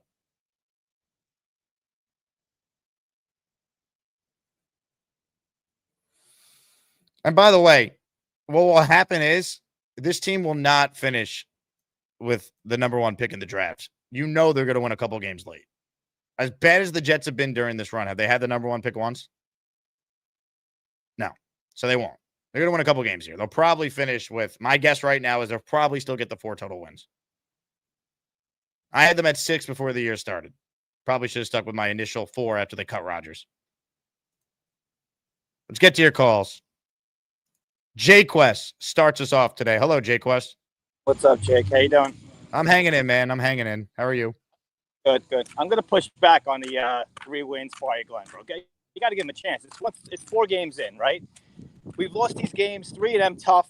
Probably deserve to win 2 of them. But if he gets 3 wins, I'm not going to say fire Glenn unless we're getting blown out every game. Yeah, now obviously fire him. But everyone crying, fire Glenn this, fire Glenn that. Fuck off, bro. It's 4 games in. Did he fumble on the 1 yard line? Fire him, Jake Quest. I'm saying that if they win 3 games, he should go. I don't think I disagree. Unless they're getting blown out in the team and he's lost the team. I disagree with that. Did he fumble on the 1 yard line? What have you seen that tells you that this team is being well coached right now? I got to see the whole season before I say that. Even right now, I'm saying 3 wins the whole season. I don't know if I'm right before 4 games in. Do you think this team has been well coached? Not great, but did he fumble on the 1 yard line? Did he fumble the opening second half kickoff? These plays that are killing us. These plays. Did he put that same guy who fumbled to start the second half out there on punt returns, the fair catch at the 2 yard line? Yeah, and fair point. And also punting in the fourth quarter with 7 minutes left. I thought it was, Did terrible. he not say this team was going to fix its penalty problem? Did he not say that they're going to win now and going forward? Did he not say that this is not the same old Jets? I get it. But it's, also, I know you're saying at the end of the season, it's, if we get 3 wins, fire him, but it's still only 4 games in. I'm just trying to be patient with the game. It's a game. I agree. I'm not saying fire him. I'm just saying, Jake Quest, they better start winning games, man, because you know how this is going to go. This fan base has every right to be talking about this, given how shit they have been so far. It's just fucking terrible. It seems like anyone that puts the Jet uniform just fucking sucks, no matter who it is. And then they leave us, and they become either superstars or good role players on other teams. It's coaching, dude. Daniel Jones is 3-1 right now. He couldn't play. He couldn't play. Now he can play all of a sudden. Sam Darnold, Geno Smith, Baker Mayfield. The Jaguars are 3-1.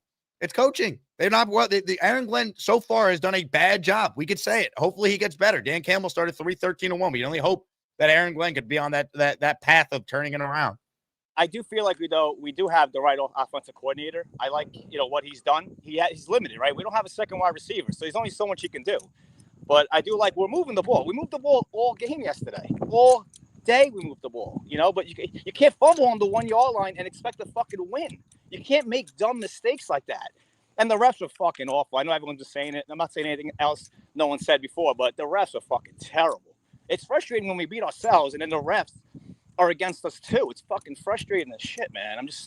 I'm broken, bro. I'm just fucking broken. I'm sorry. Hey, all your points are fair, Jay Quest, and I'm not saying that Aaron Glenn can't turn it around. We just got to be honest with ourselves, though, folks. If Aaron Glenn didn't play for the Jets, what would you be holding onto as a reason why it's going to turn around? He looks in over his head. He hired Steve Wilkes. I would like to see Aaron Glenn take over this defense this week. Show us something, right? I could live with this team being bad if they're trying different things. Not that I could live with it, but I at least would be maybe less critical of the coach if I saw them actively trying to fix problems. They don't try and fix shit. Look at the snaps from Michael Clemens. He's playing more than Will McDonald.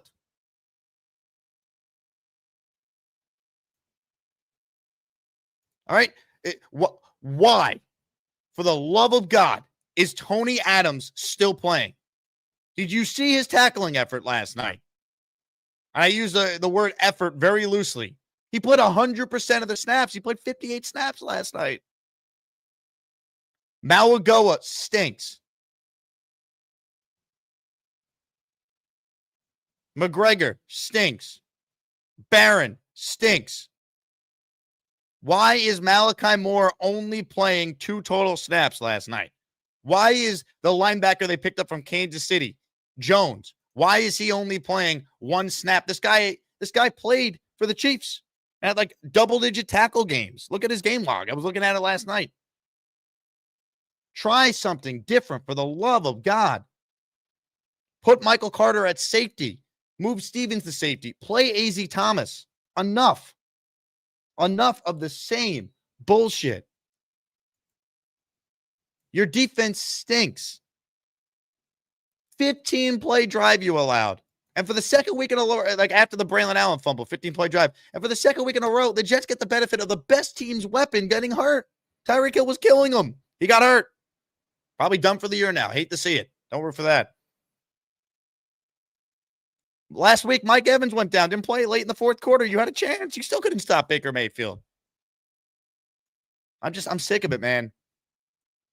Aaron Glenn's 0-4. Gase and Holt started 0-4. I had to go for them. Like, these are just facts. Like, I hope it changes. I hope it turns. I have a very bad feel. I have a sinking feeling it's not. That this is going to be one of those 2-3 year seasons. Or maybe it's 4, but they win some garbage games late to pad the record. And we're going to listen to Aaron Glenn try and sell us on how they finished the year strong. Which I will lose my mind if that's the sales pitch. Oh, well, we won 2 of our last 3, baby. We're not the same old Jets. Actually, if you're not the same old Jets, just finish the tank properly at that point. That would be the anti-same old Jets. Not winning a couple games late to go from number 1 in the draft down to like 2 or 3. All right, more calls here. Kyle's next. Hello, Kyle. Hi, Jake. What's going on? What's up, Kyle? Have you called before? No, this is the first time. Well, welcome aboard. You are in our raffle coming up here for 2 entries now. You got a chance to win one of these signed items. So good luck. Ooh, beautiful. Now, I haven't seen a disheartened, just sloppy defense since Adam Gase was at the helm and we had Greg Williams as the defensive coordinator. Now, I think Aaron Glenn is a pretty good head coach. I mean, I know he's in over his head. It's going to take a lot to change this Jets culture. I mean, we're used to losing, not winning. We're used to losing.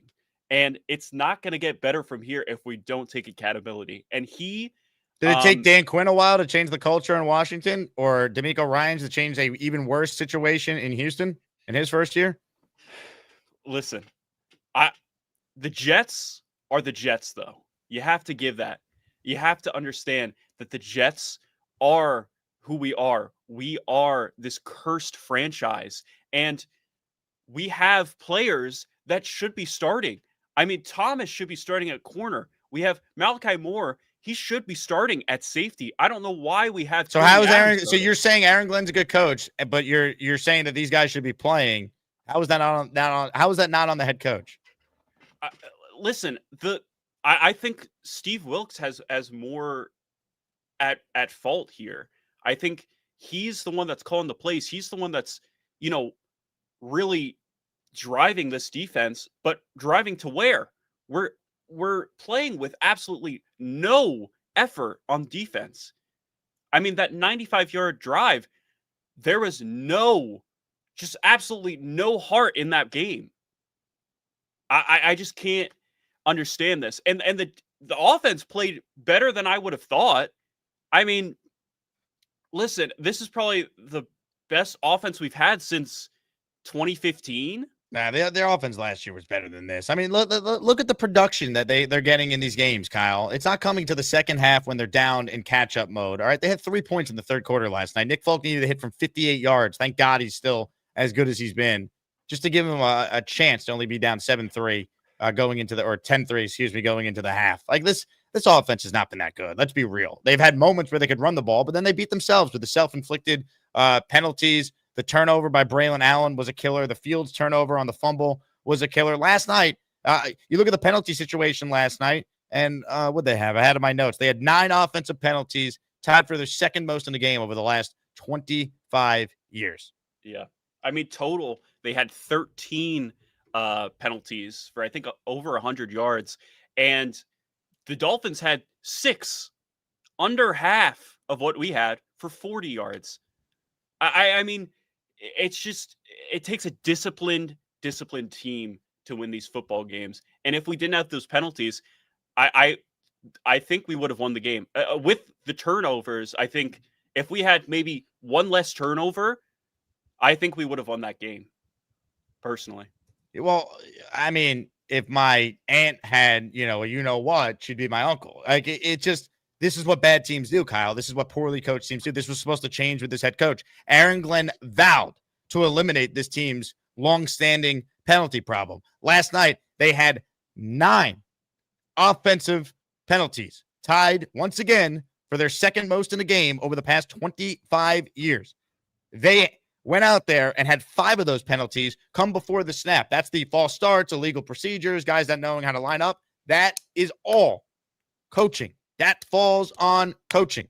We can't now say that it doesn't because we happen to like Aaron Glenn and we want to say, oh, well, it's only 4 games. That's the only positive thing you could say. That's only been 4 games, and you hope it could turn around. We've seen this too many times, though. The Jets don't deserve the benefit of the doubt. They haven't made the playoffs in 15 years. They haven't won more than 7 football games in a decade. They don't deserve the benefit of the doubt. If they win 3 games or less, this coach has got to go. He's got to go. And they got to bring in someone who's actually done the job before, because I can't keep doing the first-time head coach learning on the job.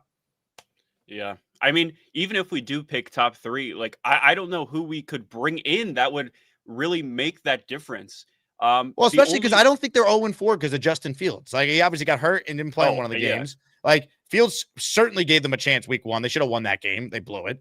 Last night, like, Fields was not great, but he gave them a chance, man. If you don't turn it over 3 times, he's part of that for one of them. If you don't commit the amount of penalties, like, you do win. But you know what? Like, how many times have we said this? I'm tired of saying it, man. You have to win. If you don't win, none of it matters. They're 0-4. Right now, they're every bit as bad as the other 2 winless teams in the league.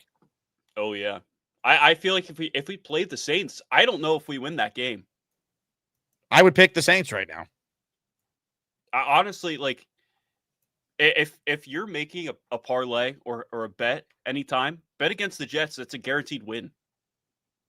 I mean, right now, unless you start seeing wins, expect them to continue to lose, because you cannot, in good conscience, put your faith in this turning around right now. There's no evidence to support that. This team is as bad, if not even worse, in the coaching department as they have been the last 15 years. Glenn has done nothing to change it. Not a damn thing. Thank you for the call, Kyle. But I am sick of people in my mentions on Twitter and in the chat trying to tell me that, what did you expect, Jake? Now you move the goalposts. What did I expect? I didn't expect 0-4. The Jets haven't been 0-4 since Gase was their coach. Did you expect that, Jet fans? We're here to win now, and we're looking forward to it. So any questions? My question to you, Aaron, is when does the winning actually start? Because I'm sick of it. And any diehard Jet fan knows exactly what I'm talking about.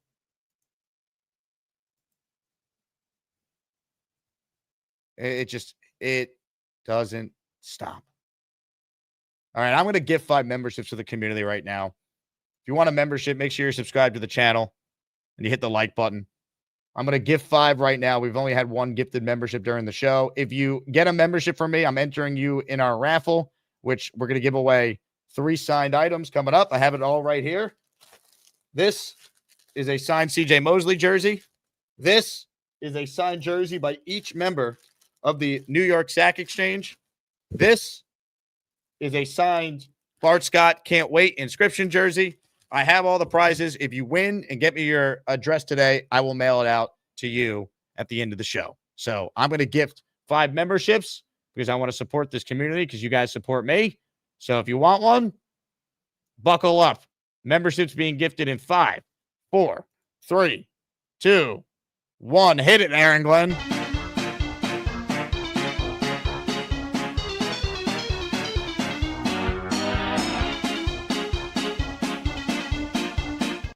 The following 5 people just received a channel membership and are entered in our raffle. King of Kings, John Reed, Jose Oliveros. Shout out to you, Jose. Antonio Amoroso, DeAndre Vega. Congratulations. You guys are all channel members. More calls right now. Let's say hello to Black Gypsy. What's up, Mr. Gypsy? Jake. So, I don't want to hear no more positivity about the rest of the season. I know that's your job. It's what you do. There's nothing positive. My job's to be honest. I'm just going to be honest. That's for real. it. I don't want to hear next week, we could beat Dallas. We're not going to beat Dallas. No. We're not going to beat any team with that defense. It's mind-boggling. Like, you said it correctly.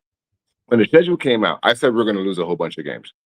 Right? But how we lost the games would be the factor in what the team looks like. Like, I never expected our defense to be this bad. I never, because our defense has been solid for a good 5 years. Like, it's been something that where you could be like, yo, we could win some games. But now it's over. This season is done. I don't see us being able to beat any team, not even Carolina, bro. Like, there's no way to make stops on defense. No one tackles, wrong play calls, bad DC. Like, if Aaron Glenn's going to do something, Wilkes has to go. Wilkes has to be fired today. Like, Wilkes has proved over 4 games that he does not know what he's doing. We've given up almost 30 points for 4 games straight. It's time for you to go, bro. Like, if we're winning now, as he said, we're going to come in and we're going to win now. And the person that we're losing most of the games right now would be your DC. DC and personnel would be my reasons why we suck right now. So if something's going to change, Wilkes has got to go. AG has to call the defense. That's what he's good at. Our secondary is trash. If you're anything of a coach, now is your time to step up. You're 0-4, like 0-6 is where you're going to fire Wilkes. Like, end of the season, like it's a wrap, bro. What did I think it was Jets Johnny say last week when we're fucked? This season is over. Yeah, it's done. It didn't have to be. But if this team was better coached, they would have a couple wins right now, and they would be relevant at least going into October. Yep, and nothing has changed for Wilkes. Wilkes tried yesterday to cover zone or man with a nickel and quarter zone coverage that was so badly disguised that literally Tua just went slant. Well, how about the fact that it's like this defense has never heard of play action before? I've never seen a defense bite as hard as the Jets defense did last night to the play action the Dolphins ran. I mean, Tua had the easiest throwing lanes because the linebackers were just coming in. It was so bad. That 15-play drive after the Braylon Allen fumble, you knew it was going to be one of those nights. You knew. Once the third quarter started and he fumbled the ball. Oh my God. That was it, bro. Yep. Like whatever hope they're was in left the game. in this season, that's what's crazy. Miami is so bad. The Jets were somehow within 7 points going into the half. They screwed up the end of the half. Nick Folk having to bail them out from 58 yards is the only reason why they had points on the board. But despite all that in the first half, how bad they looked, they were down 7 points getting the ball, and this stiff fumbles. A guy who should not be on the team. It's now twice that you could really say a fumble on the kickoff has cost them games. And no team in the league has had two of those. The Jets are the only team in the league that's had 2 fumbles on kickoffs. We are the worst team in football. We are now, like, we can solidly say the Titans are a better team than us because the Titans have no expectations. Like, wherever the Titans end up, they end up. We had expectations, apparently. I don't know if that makes them better than the Jets, but like the Jets are just as bad as they are right now. Like, there's not a big difference. It's worse to me because we supposedly have the players. They don't have the players. Agreed. We supposedly had a squad from last year. We supposedly have a good coach. Well, if you're saying what's worse, then I think it's definitely the Jets, because the Jets are in year 1 of a new regime, and a lot of these mistakes were supposed to be cleaned up. Tennessee's going to have a new coach, and that job will be attractive for an offensive guy to go coach up Cam Ward, I'd imagine. Like, if you were a coach, Jake, would you want to come coach the Jets right now? No, I would not, unless I'm paid a boatload of money and I have full control over everything, and I have it in writing. Like, what's crazy is we have a good kicker now. Fields has not been bad. Like, I'm not a Fields guy. He's giving them a chance, man. Like, he's giving them a chance. Yeah, I can't shit on him. Like, I was waiting for reasons to shit on him this year. I really can't shit on him. I'm sure he's going to give me some reasons towards the end of the season, but he's had he's had 1 great game. I thought he was okay to solid last night. It really was not his fault. And he obviously sucked against the Bills, but like, they might be the best team in the league. And like, they're the best team in the league. So I expected us to lose that game. It's just so bad that the season's over in September. I know.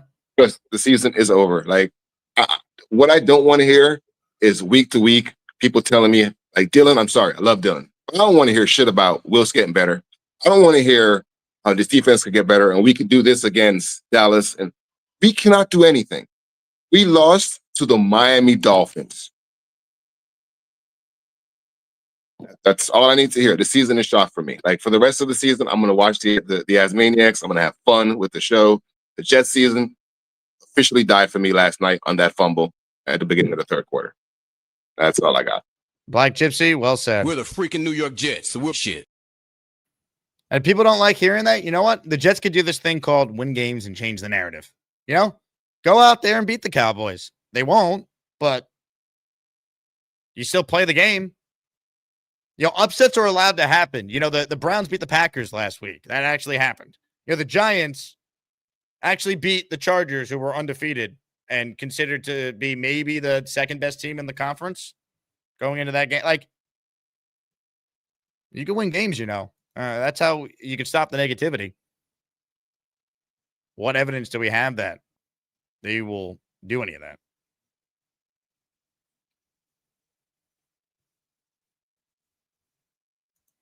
Wealth and Eminence says, these aren't the same old Jets.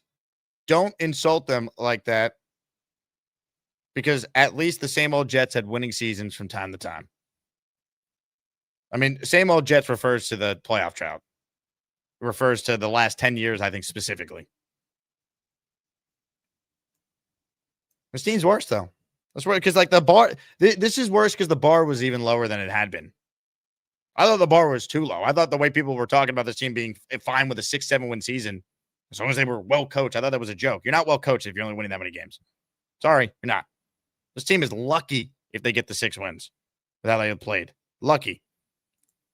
Spencer Green says, here's a fact. Beast is from Hogwarts, practices wizardry, and is 400 pounds. The guy does not even want to watch our team. Hit it one time, Jake. Let the world know we stink. Beast, big ass walked.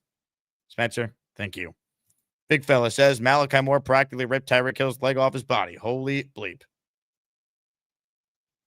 I feel bad that Tyreek Hill suffered that injury. I don't want to ever see that. It's just, that's the dangers of football, man. At least he's made a ton of money in his career. So he'll be all right. Aaron says, what did the 33rd team see in this regime? I mean, I've asked Mike Tannum on this. Aaron Glenn's a leader. He's going to hold guys accountable. He's going to change the Jet culture. I haven't seen any of it. They're 0-4. They got embarrassed by the Dolphins. Whatever they saw, obviously, it hasn't come to fruition yet. At 4 games in, if they don't start winning, it's only going to get louder and louder and louder. Colin Wolford is the first to gift the community memberships this show. Colin, thank you. We'll get you in our raffle coming up for 5. Hit it, Colin.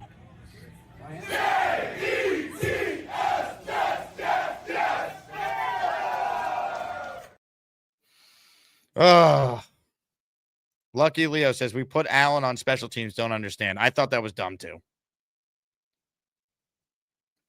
And he got hurt on the play. Silly. I don't know. Has Glenn spoken this morning? I've been online here. Is there an update on Allen?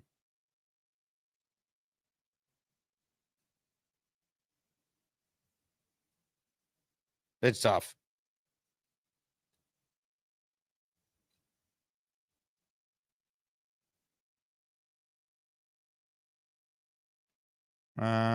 Let's see. Big Will says, not denying we make too many penalties. When our opponent commits the same penalties and is constantly getting away with it, NFL needs to address this. The officiating last night was trash. There's no denying that. We could talk about several calls that went against the Jets. The problem is, Jets had 5 pre-snap penalties on offense. 9 total offensive penalties. It was their second most in a game in the last 25 years. So we could talk about the Jets not getting some calls, but they put themselves in spots where we need these calls to have a chance. So it goes both ways. I'm frustrated with the officials, but I'm more upset at the Jets, who were supposed to not be this version of the Jets. It's supposed to be different. You know, the 3 fumbles by the Jets is not on the referees. Tough. And of course, it's 3 fumble recoveries, right? Meanwhile, the Jets force fumbles. They never fall on the ball. They never, ever recover a fumble. Like, it's inexplicable how that happens.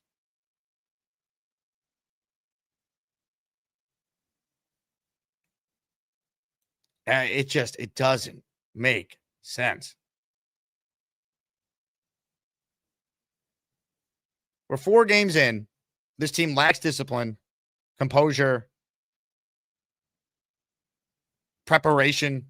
They take way too long to start making whatever adjustments they make on both sides of the ball and improving, especially on offense. Defense just sucks all the time. It's not what Aaron Glenn promised. Starts with him. Until he fixes these issues, they're never going to get calls. They're never going to get the benefit of the doubt.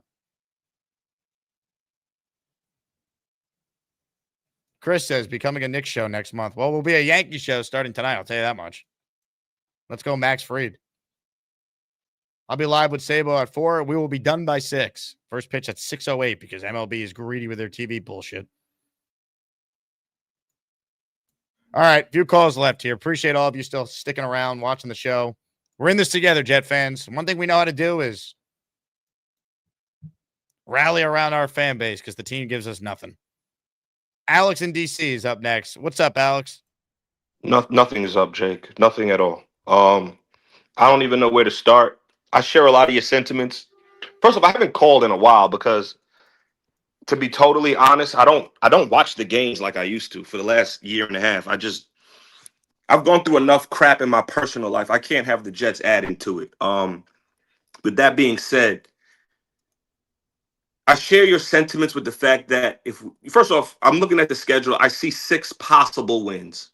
So we'll probably end up winning 3 or 4 of them. So we agree there. 3 or 4 wins. He's got to go, Aaron Glenn. And I don't say, I'm an Aaron Glenn fan. I grew up in the 90s. I know all about him. Loved him as a Jet. I'd hate for it to be a Mayo situation, but he would have to go because Zach Wilson, Sam Darnold, Mark Sanchez, all these guys, we cannot afford to draft a top 5 quarterback and fail again. We can't. And so what do we think Glenn or his staff can do? Can we invest in our future quarterback in that regime? And I would say no.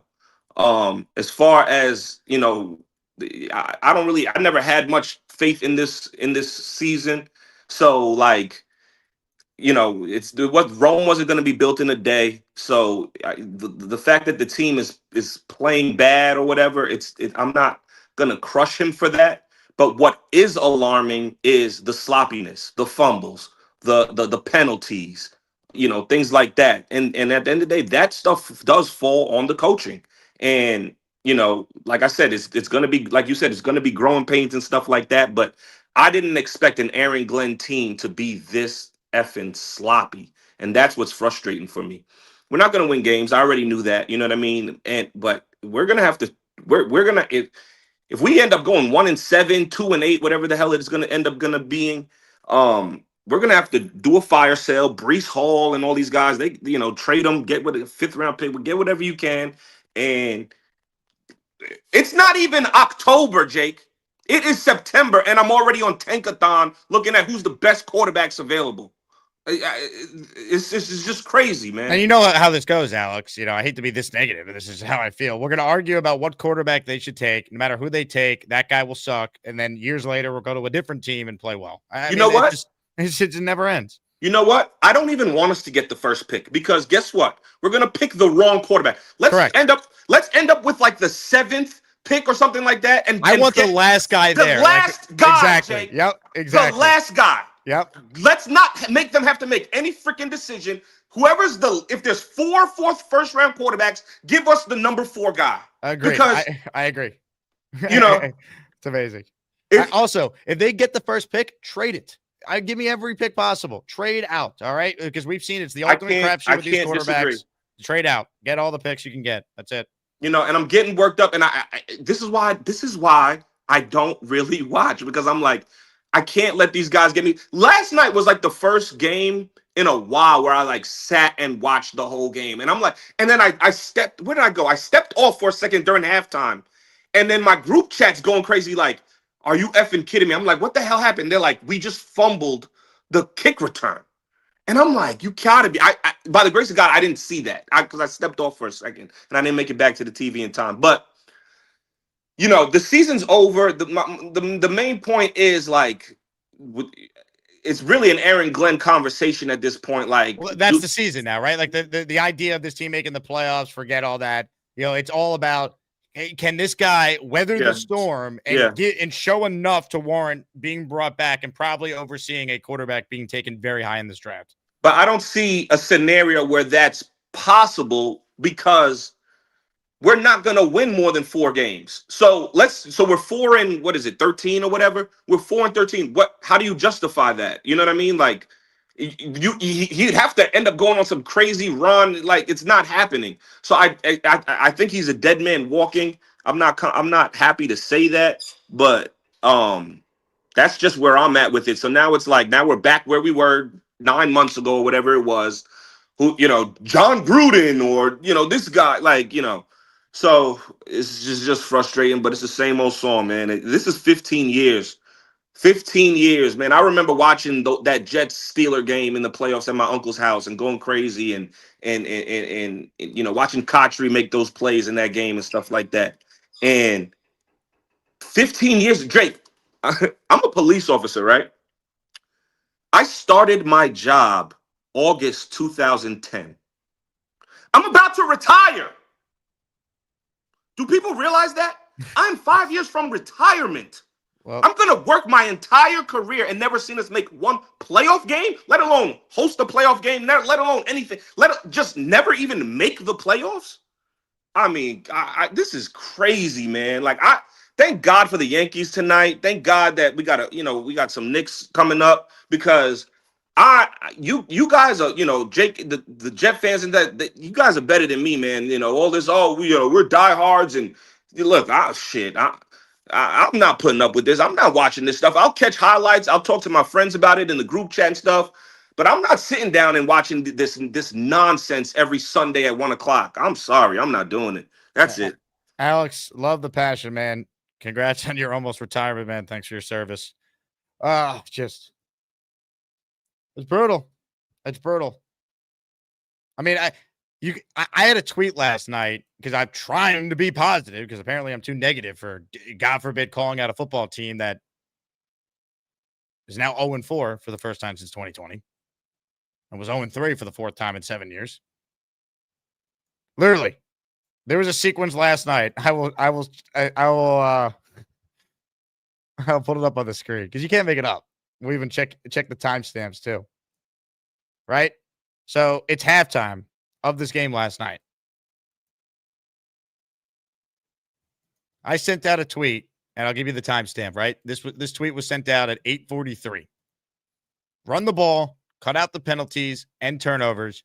You still can win this game despite that disaster of a first half. Glenn says this isn't the same old Jets, so go prove it in the second half. That was at 8:43. 8:49. Right after I was done screaming and throwing shit in my apartment. Fumble on the opening kickoff. Same old Jets. And you knew they were done at that point. They were done. They had no chance.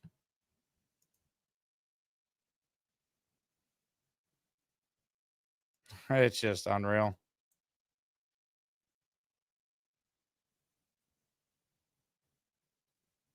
Home stretch of calls here. The Hamburger's next. What's up, Burger? What's up, Jake? I don't know.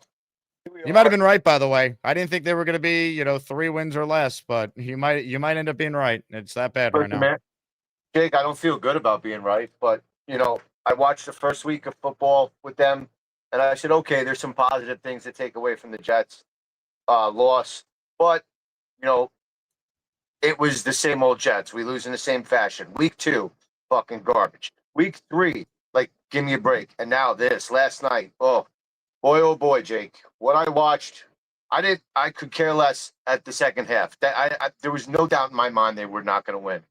This is going to be one of the worst seasons we've ever had to endure as Jet fans. And me going back 40 years. This is, I don't know what anybody sees. I think he's done. I don't think he's going to be a coach. I don't think he's a good coach. I don't think anybody that's on this fucking roster right now that's coaching these people are going to be back. If they are, God help us, 5 years more of pain and dysfunction. It'll be 20 years before we make the playoffs. It is what it is. You want to be nice about it. Oh, he's an ex-Jet. F that. Screw that. I'm not buying into it. I didn't like the hire at first. You knew that from the beginning. Not that I don't like him as a person, but I think that we should have needed somebody with some experience. Instead, we hire an entire staff in inexperience. And this is what you're getting. You're getting a coaching staff over their head. They don't know what the fuck they're doing. They don't have any clue. The players aren't playing for him. He's going to lose the locker room if he hasn't lost it already. With the penalties, with the bad calling, I don't care about the refs. The Jets were nowhere in this game at all. So I don't even care about the penalties. Like, they were embarrassing beyond embarrassing last night. My wife came downstairs at halftime after she got home. She goes, "Oh, look, it's a close game." I said, "The F it is." I said, "We're going to lose this." I said, "I don't care how close it gets. Even if we win, we don't deserve to win.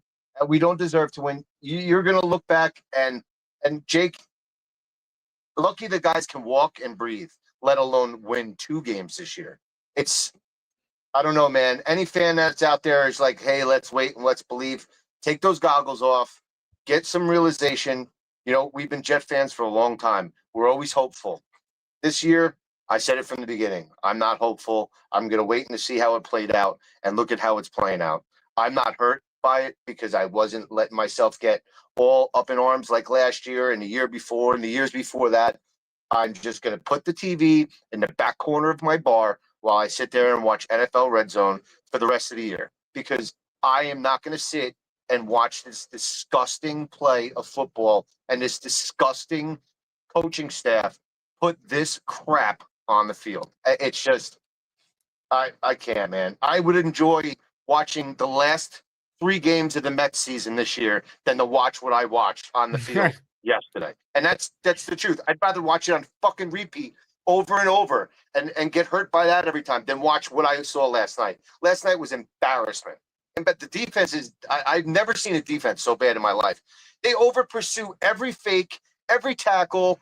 It's like, it's funny at this point. It's funny. It has to be. Because if it's not funny, it's I don't know what it is, Jake. I'm lost for words. I've said all I want to say. I am not. God help anybody that believes that this is going to work out and that Aaron Glenn's going to work out, because it's not. It's not. Sorry. I'm not an X's and O's guys, but I know when I watch football, whether it's a good coach team or a bad coach team, I'm not going to dissect it. I see what I see, and what I see is garbage. I'm sorry. And Aaron Rodgers wouldn't have helped. I'm sorry. He wouldn't have helped. We'd be in the same predicament. Maybe we get 1 or 2 wins out of it because he's such a good quarterback. Other than that, we'd be in the same boat. So no, I agree with that standpoint. It just shows you, though, like, just that the coaching remains horrific for the Jets, because Rodgers is playing competently, which he did for a lot of last year. He certainly had moments where he sucked, but he had no help from the defense. The kicking game was terrible. Situationally, the coaching staff was horrific. Yep. And this year, it's the same thing. But Rodgers goes to a team with great coaching, and it's probably worse in some areas for sure. Kicking's better this year. If they had, Nick Folk last year, Salah doesn't get fired 5 games in. But you get my point. The Jets are, one of the worst coach team in the league right now, clearly, as they were last year. Pittsburgh's Pittsburgh. That's why they're 3-1. That's the difference. Correct. Well, I have a test to study for tomorrow. My lead test for work, so I'll let you guys go. Enjoy your afternoon, and we'll see you next week. Ladies and gentlemen, the hamburger. Why am I a Jets fan? This team blows. Our head coach is lost. These Jets don't deserve their fans. We always expect to lose. Will we ever be a winner? Figure this out, Woody. This team is shit. Gator, thank you. All right. A few more left. Then we'll do the raffle. I got last chance to get in here. We're giving away 3 items today. Give people a chance to still enter. Day of. Signed Bart Scott jersey. Signed Sack Exchange jersey. Signed CJ Mosley jersey. Anthony Logerato in the house. What's up, Anthony? You are in for 5. We're the freaking New York Jets, so we're shit. Black Gypsy is in for 1. Thank you, Black Gypsy. Nate says, how are we talking about 3-win seasons and trading the number 1 pick 4 games into the year? And that's what this team does to us, Nate. It's criminal.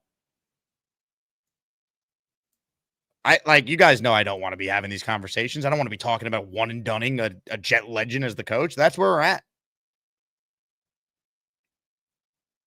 Connie Carberg, speaking of Jet legends, Connie should be a part of this organization. They should be seeking her opinions on things. Wouldn't be a 15-year playoff drought, that's for sure.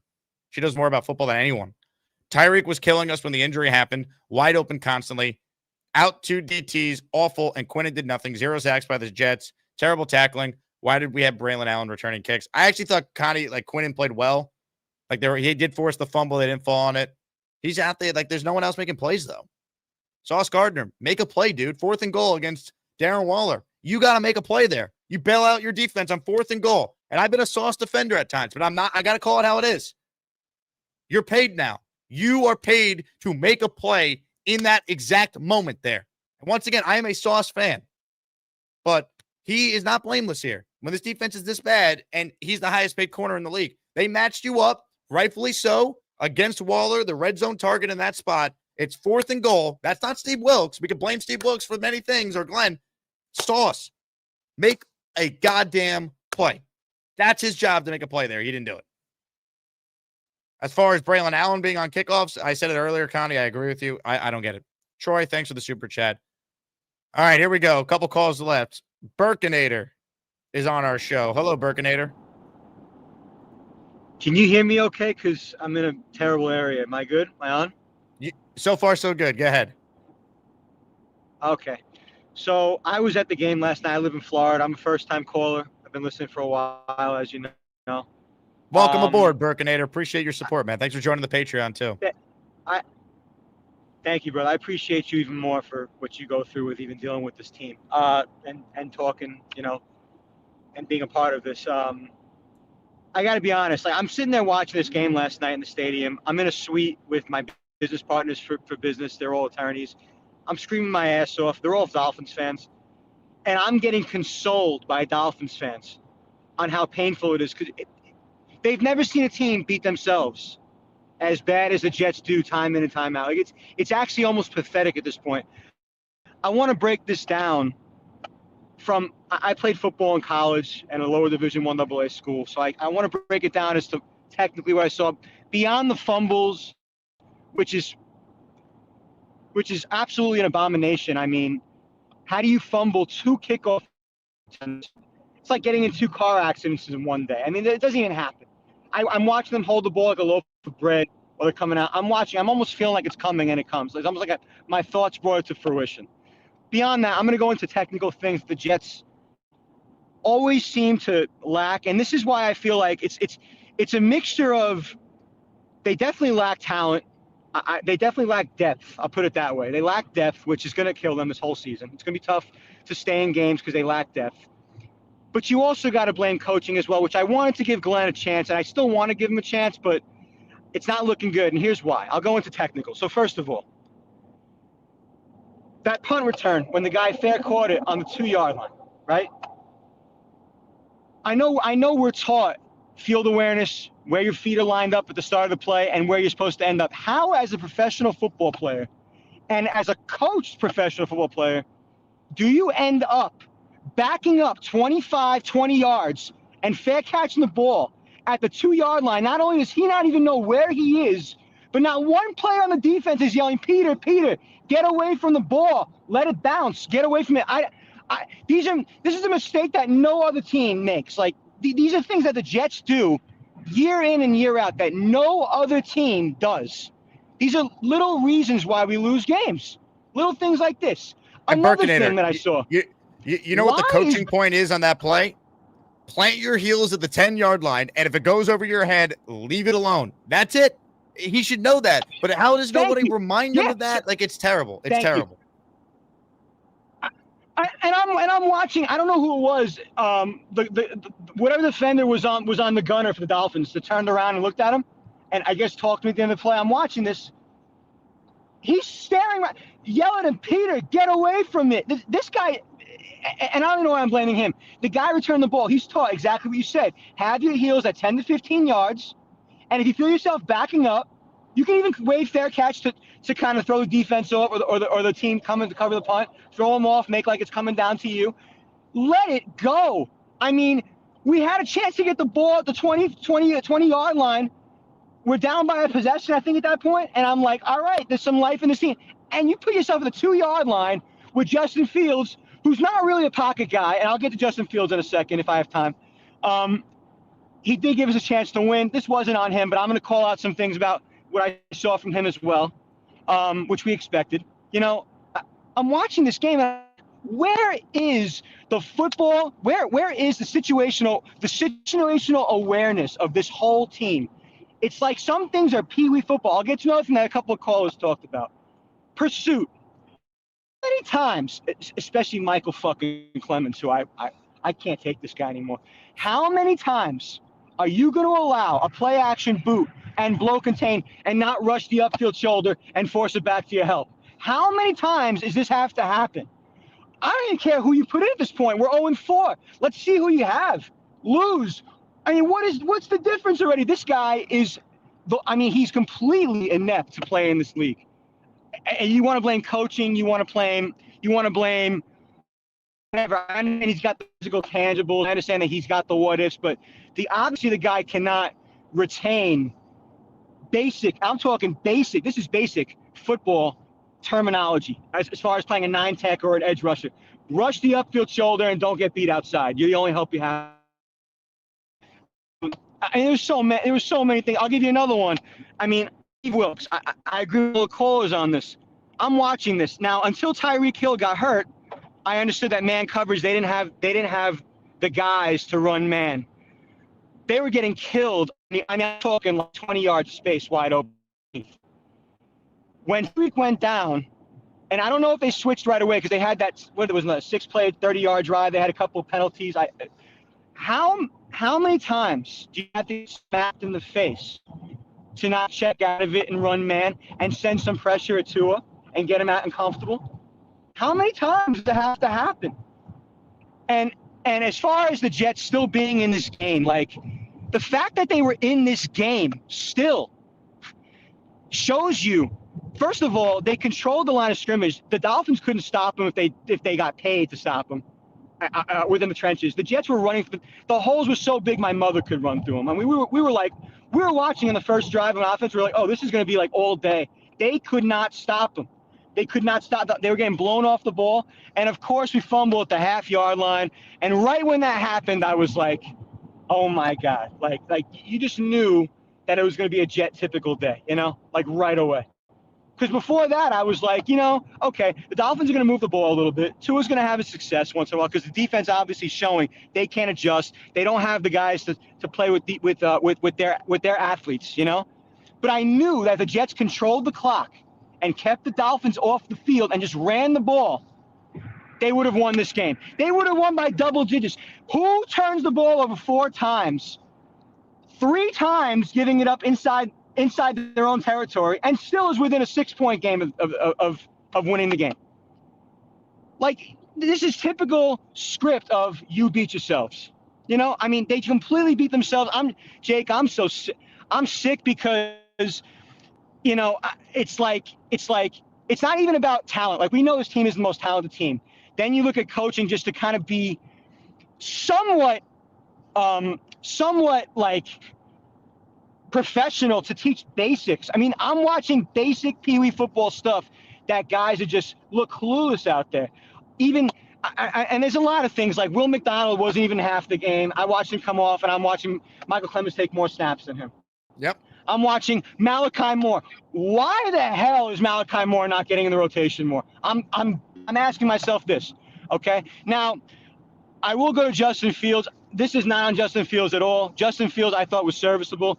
I think Justin Fields can be serviceable in a good offense. That play that he scored on, let's not forget, that was a broken play. I mean, thank God we have a guy like Justin Fields who can make a play like that.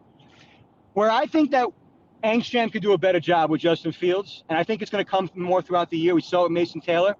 He did it a lot more in Pittsburgh. And a lot of teams are doing it against us, and we're not doing it against them. I want to see just Tanner Angstrom scheme more one-on-one matchups with underneath checkdowns with linebackers. and getting more one-on-one underneath stuff in open space, just to get the quick stuff and get yards. And there were, just to get guaranteed quick, easy yards without forcing a mistake. Let's get a couple more on 1st and 10 situations instead of just running the ball like every time we do. We started doing the second half. Let's try booting him a little bit, getting him in space, getting him 1 to 2 reads, or just running, taking yards. Let's get more back to that and controlling the clock and keeping the defense off the field for now. Okay, that's where I think if we can keep ourselves in the game, obviously without making stupid penalties and fumbles, and there's so many variables, and that's why I just think this team as a whole, coaching and players, is just not a good football team. I hate to say it, it kills me at this point already, but it's just not a good football team. But I do think that we could easily be 2-2 right now and still in the mix. And that's the problem, Burkinator. That's the problem. And we've said this too many times because the coaching has been that bad and it was supposed to be different, and the team is just as bad as they've been, man. I love your passion. I'm glad you call it, and make sure you don't crash with jet road rage. All right. I'm driving to Georgia right now from Florida for my work, and I'm just like sick. I really am. I got stuck in traffic till 2 a.m. for no reason last night. We even left with 8 minutes left. I knew that. Oh, here's another one. Here's another one that was mind-boggling. I know you got to go. I'm sorry for holding you up. But another one that was mind-boggling to me. I forget which. It was like one of the last drives before we all knew it was over. They were down 2 possessions. It was like a 3rd and 5 or a 3rd and 6. Yeah, they ran the ball. With Isaiah Davis. Oh my! I was like, what are you? I said, you know what? Just throw a pick. Go throw a pick. What's the difference? You're going to lose the game anyway. Take a chance. Their strategy was we're going to get 3 or 4 yards on that and then go for it on 4th down. But if you're going to call that, you cannot get stopped in the backfield there. Like, you cannot call 3rd and 6 and run a running play and not have a guarantee that you're going to get a couple of yards to make the 4th down manageable. They lost like 3 yards on that play and then had the punt. Then get out of the gun and boot. Right. Have let Fields run with it. A boot play. Slide a guy out. Let Fields run with it. Right. And another thing, one more thing I'll say. Another thing. Man, I forgot what I was going to say. There was another point I had to make here. Oh my God. Was the food good in the suite at least? Did you have it? I was in a lawyer's suite. I was really good. I actually have a picture of me eating a giant ossobuco shank. My wife took a picture of me. I ripped it off the buffet table because I was so upset. They sliced it up already, and I just took the whole shank, and I said, at least I'm eating good. And, it was just, Jake, I got stuck in traffic till I think it was like 2 a.m. We left with like 8 minutes left. I knew they were not going to come back and lose. It was the earliest I ever left for a game. It was embarrassing. And look, I love the Asmaniacs. Everyone, we're going to live and die Jet fans. This builds character, There will come a time where this changes. It's just, unlike the caller before Hamburger, I can't stop watching, and I think I'm losing my ears over. They're like part of my family at this point, and that's what's sickening about it. It's like they're part of your family, but they keep cheating on you. Like, they just keep ripping your heart out. So, I appreciate you the most for doing what you do, and I'll keep supporting. And any more takes I have, I'll call in. I'll keep calling in from now on. Burkinator, thank you for having me. Call back, man. Call back anytime. Excellent first calls. Drive safe. He's been a big-time supporter of the show. Super chats on the Patreon now. I think you're on our Discord now too, right, Burkinator? Because I know you joined the Patreon. It's tough. It's tough. We'll be here every day, though. I know a lot of people check out. They won't watch. Diehards are going to still watch. I'll be sitting on my ass watching this Cowboys game on Sunday. Hey, if you want a positive stat, when Adam Gase started 0-4, his first win came against the Cowboys in Week 5. Can Aaron Glenn do the same? That's all I got for you. All right, last 2 calls here. We got Legends that closes out, then the Asmaniac raffle. So if you want in, this is your last opportunity. We're almost at the 2-hour mark of the show, and Sabo's coming on at 4, and we will be done by 6 because I will watch a real team I root for actually be in the playoffs. Let's go Yankees. JJ says, told you last week, AG ain't it. Jake said it's too early. I said 3 games in, it's too early to truly determine that Aaron Glenn's not it. You then said they're still going to make the playoffs, though. So don't try and nitpick any takes I've had for simply saying 3 games in, I thought it was a little too early to just definitively declare Glenn can't be a good coach. I'm not feeling good about it, JJ. Just like you shouldn't feel good about your Justin Fields is going to the Jets Ring of Honor take. We're going to bring up people's opinions and take them out of context. End of the season, fire him. Maybe I was wrong about Fields and the playoffs. I don't know yet. I'll tell you what, you have a better chance. You have a better chance of probably winning the lottery than the Jets do of being in the playoffs this year. Mad Team in the raffle for one. Thank you, Mad Team parents. His Asmaniac super chat. He follows up and says, Brees needs to be more involved. 14 rushes and 5 pass attempts, not good enough. I have a bad feeling he's going to get traded. Guys, he's a free agent at the end of the year. I mean, if they're out of it, why wouldn't you trade him? You know, they have one win at the bye week. You have to at least consider it, no? I thought Brees had a decent game last night. He's got to get in the end zone, though. You know, his longest run is 23 yards. Where are the runs from Brees where it's 50+ and he's that home run hitter? I tell the Jets are built. They need Brees to be able to do that. He hasn't done it yet. He hasn't scored a touchdown yet.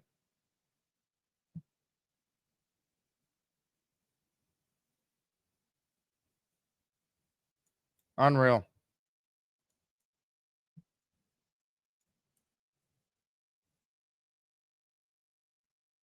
Ladies and gentlemen, it's time to check in with the king.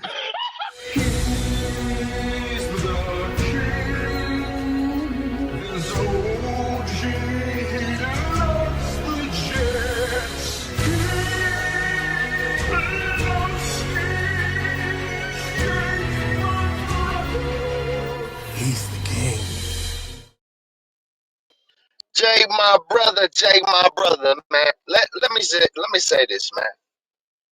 I mean, when you think about this damn team, and when you sit there and just look at the fucking disgust of this damn team, man, it's just it twists you inside, man. I'm so twisted inside, Jake. I'm trying to contain myself, but I can't. I can't, damn it. When this, I promise you, Jake, I'm gonna find the words, man. Glenn, you got to know that when you bring your ass to the New York media market, man, that this fan base has been suffering so long that you get up there with the audacity of your ass, okay? And you sit up there and you talk about winning, man. You talk about freaking winning, and you losing to these trash motherfuckers in Miami. I'm talking about the worst performance ever, man. Jake, this guy talks about he believes in the players, he believes in these guys. I don't think these guys believe in him, man. I really don't. These guys are showing no type of fight. They soft as hell, man. Soft. And when you got a soft team that you put out there week after fucking week, okay, you got to change up everything. These ain't his guys, okay? I get it. I don't give a damn who guys they are. They should be coachable enough to win against a freaking trash team like Miami. It's mind-boggling. I'm talking about the most simplistic mistakes. Simplistic. Yo, Jake, I'm telling you, that was it. That was the final straw last night. Last night was it. Okay? You 0-4. Ain't no coming back from 0-4. I don't know what whoever's talking that shit, you need to be drug tested. Seriously. Okay? Ain't no coming back from no damn 0-4, man. This shit is over with. You got a bad product on the fucking field. It's a bad product. Okay? I don't know what else to say. Everybody has said everything. You can break down the X's and O's. You can break down whatever the hell else you want to break down to. You can have DT on here talking to you, blue in the face. You can have Fialco on here breaking it down. I don't give a damn who you have on here. It doesn't matter when you got a soft-ass team that can't win against a trash-ass team like Miami. And I mean, they are garbage. But so the fuck are we. Are you kidding me, man? That shit was fucking embarrassing last night. This shit makes no fucking sense, man. You gotta be kidding me. This shit cannot be tolerated by the fan base. I hope the fan base does not show up. Keep dwindling the numbers. Keep dwindling the damn numbers, man. This shit is embarrassing. It's embarrassing. And then on top of that, yo, this coaching staff don't know his personnel. It don't. You putting the wrong guys in the wrong position to lose. To freaking lose. You gotta be kidding me, man. Can't nobody save this damn team this year, man. I don't give a damn who you are, man. You're not gonna find them on the roster. Nobody's coming. So that's it. That's what it is, man. You got a trash ass, fraud ass fish team like Miami, and you lose to them on prime time when you used to freaking losing. This shit is sickening, man. It's sickening. I don't give a damn about no positivity and none of that. All of them bums in the chat that never show their face, y'all can kick rocks too. I'm here every week. I don't care where it's at. All right? I never run. I'm a Jet fan for life. But that shit right there is unacceptable. It's unacceptable. That shit was trash. Come on, man. This shit is sickening, man. Just that shit. We're the freaking New York Jets, so we're shit. What do you say? That's not true. Love you, King. Thanks for always supporting the show. Spencer Green says, Jake had to step away. I hear Beast left an email about these sorry MFers. If you read it already, I'm sorry. Can someone summarize it or let me see? So I showed this last night, but Beastbreaker did send me a email. It made absolutely no sense.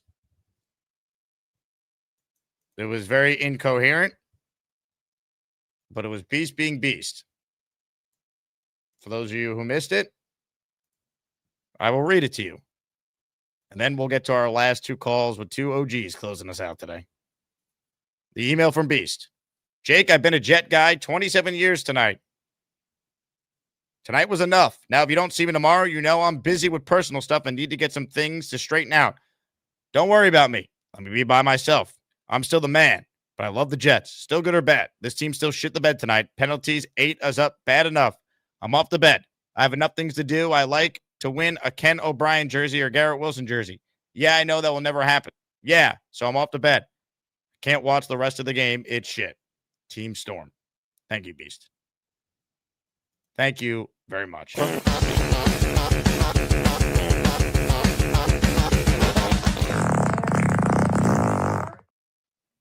Spencer Green says, hit him, Lowski. Okay is legendary. DJ Dirty Cooch writes it. Whoever's expecting wins this early only set themselves up for disappointment, so it's only your own fault. This is a rebuild from the jump. You are a moron, DJ Dirty Cooch. Did you expect 0-4? Because the only Jet coaches that ever started 0-4 were Adam Gase and Lou Holtz. You expected this? You expected this team to be this undisciplined? You expected this? Don't tell me that you expected what you're seeing. Do not tell me you expected this. Whoever was expecting wins. I was expecting a team that was not going to be the same old Jets because that's what the head coach said they weren't. When Aaron Glenn became the coach, he vowed to eliminate the team's penalty problem. They had 9 offensive penalties last night, 13 in total. They're undisciplined. They're sloppy. They're never ready to play. They beat themselves. He promised this would be different. It's gotten worse. He said they're not the same old Jets. In every aspect, they are or even worse. They're 6-26 in division games since 2020. Worst by any team during that span. Defensively, defensive coach, they're a disaster. 2 of the first 3 games, they failed to get a late stop that could have got them a win. They flat out quit on the field against Buffalo. Their offense doesn't wake up until they're down multiple scores and they have no choice. Desperation mode when teams are calling off the dogs and allowing the Jets to dink and dunk to burn clock, a.k.a. the Bucs game last week. Whoever's expecting wins only set themselves up for, no, man, we expected a product that was not dog shit. You have some nerve to try and act like this is okay, that the Jets should be one of 3 teams without a goddamn win in the league. You are not a Jet fan. You are a fraud, or you're a shill who might work for the organization. Do not tell me and this fan base, what did you expect? You expected wins? I expected a team to not be essentially eliminated before the month of September is even over. Go celebrate your moral victories, though. I'm sure you loved how competitive the Jets were week 1. I'm sure you loved the fake comeback against the Bucs last week. I'm sure you loved the fact that technically the Jets only lost by a score last night. Because what did you expect? Hey, enjoy your no wins, baby. Sit back and dance like the head coach.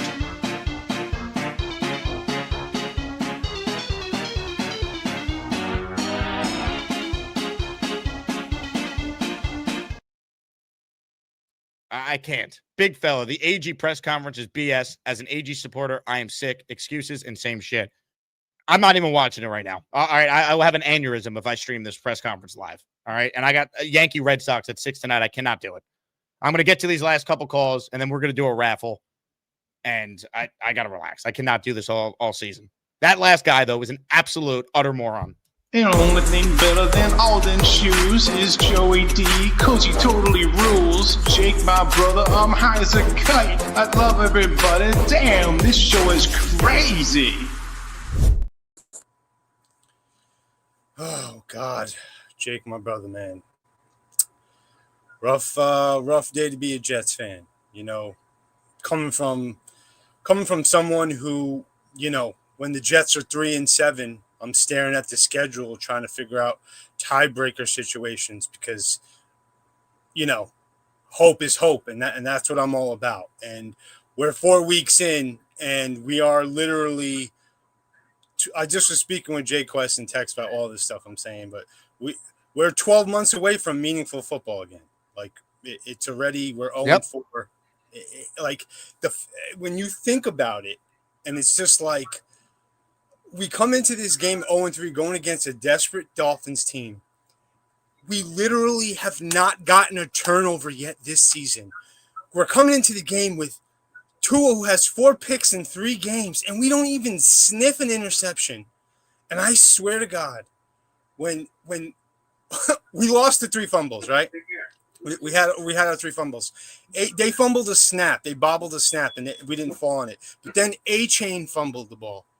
And I almost like started crying because they fell on it again. And we literally can't even fall on a fumble. I mean, my wife accidentally falls on my dick 1 time a week and we can't fall on a fumble. I mean, it's ridiculous. It literally is ridiculous. Like the fact that we have no turnovers. Calm your freaky down. Dude, I mean, Jake, 4 games with no turnovers, and we're going against like Baker, who's a great quarterback, but he gives you a couple, you know, like Tua, we didn't even sniff. Again, also, I want to say the fact that we're fumbling the ball at this rate, it's like, I don't even know what Glenn should do to stop the fumbling. How could we fumble another kickoff and then we fumble? I'm so sick that it's 0-4 through 4 weeks, and it already feels like we're done. It's over. You know, like Justin Fields, he didn't have a great first half, He's very careless with the ball. I hate that about him. That he has like not all his fumbles have been lost. I think I don't know the stats, but he is up there with just fumbling the football constantly.